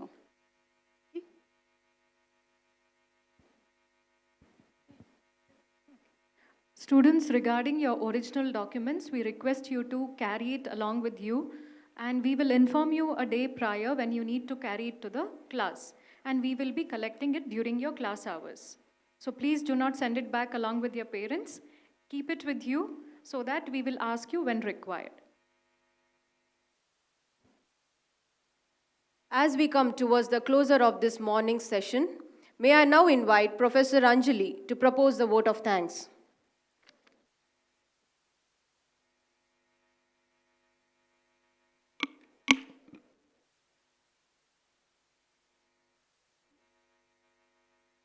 A very good morning to our new batch of students, respected parents, esteemed dignitaries on and off the dais, faculty members, and dedicated student volunteers. It is indeed a privilege to deliver the word of thanks on this special occasion, Orientation 2026. I would like to begin by expressing my heartfelt gratitude to Dr. Poonima P. Kundapur, Director, Student Affairs, for her detailed overview of the rules, regulations, safety protocols, and most importantly, the key points of contact for student support during their time in Manipal. A sincere thank you to Professor Vidya Rao, Coordinator, National and International Collaborations, for the insightful introduction to MSAP. A special word of thanks to Professor Sanjana Shetty for introducing the Teacher Guardian Scheme to our upcoming students. I would also like to acknowledge and thank our Masters of Ceremonies, Professor Monica Jadhav and Professor Srishti Shetty, for their eloquence, energy, and seamless coordination throughout the morning session. At this juncture, I would also like to acknowledge the efforts of the Student Council, faculty members, student volunteers, technical support team, and the Indian Kitchen for ensuring the smooth and seamless conduct of today's orientation program. As we conclude the morning session, I extend a warm and heartfelt welcome to the batch of 2026. We wish you all the very best as you embark on this exciting new journey. We look forward to seeing you again at 2 p.m. for the informal segment with Dr. Dali Koshi and architect Fancy George. Thank you all. Thank you, Professor Anjali, for the heartfelt vote of thanks. We request all our freshers to reassemble at 2 p.m. at the same venue for inspiring presentation by our esteemed guests of honor, Architect Fancy George and Dr. Darli Koshi. This session is exclusively for students. Interested parents are welcome to accompany them and may be seated in the designated venues. We look forward to seeing you at 2 p.m. With this, we conclude this morning session. I, Professor Shrishti Shetty, and I, Professor Monica Jadhav, thank each one of you for your presence and participation. Batch of 2026-27, we look forward to welcoming you soon to the Institute. Have a great day ahead. Thank you.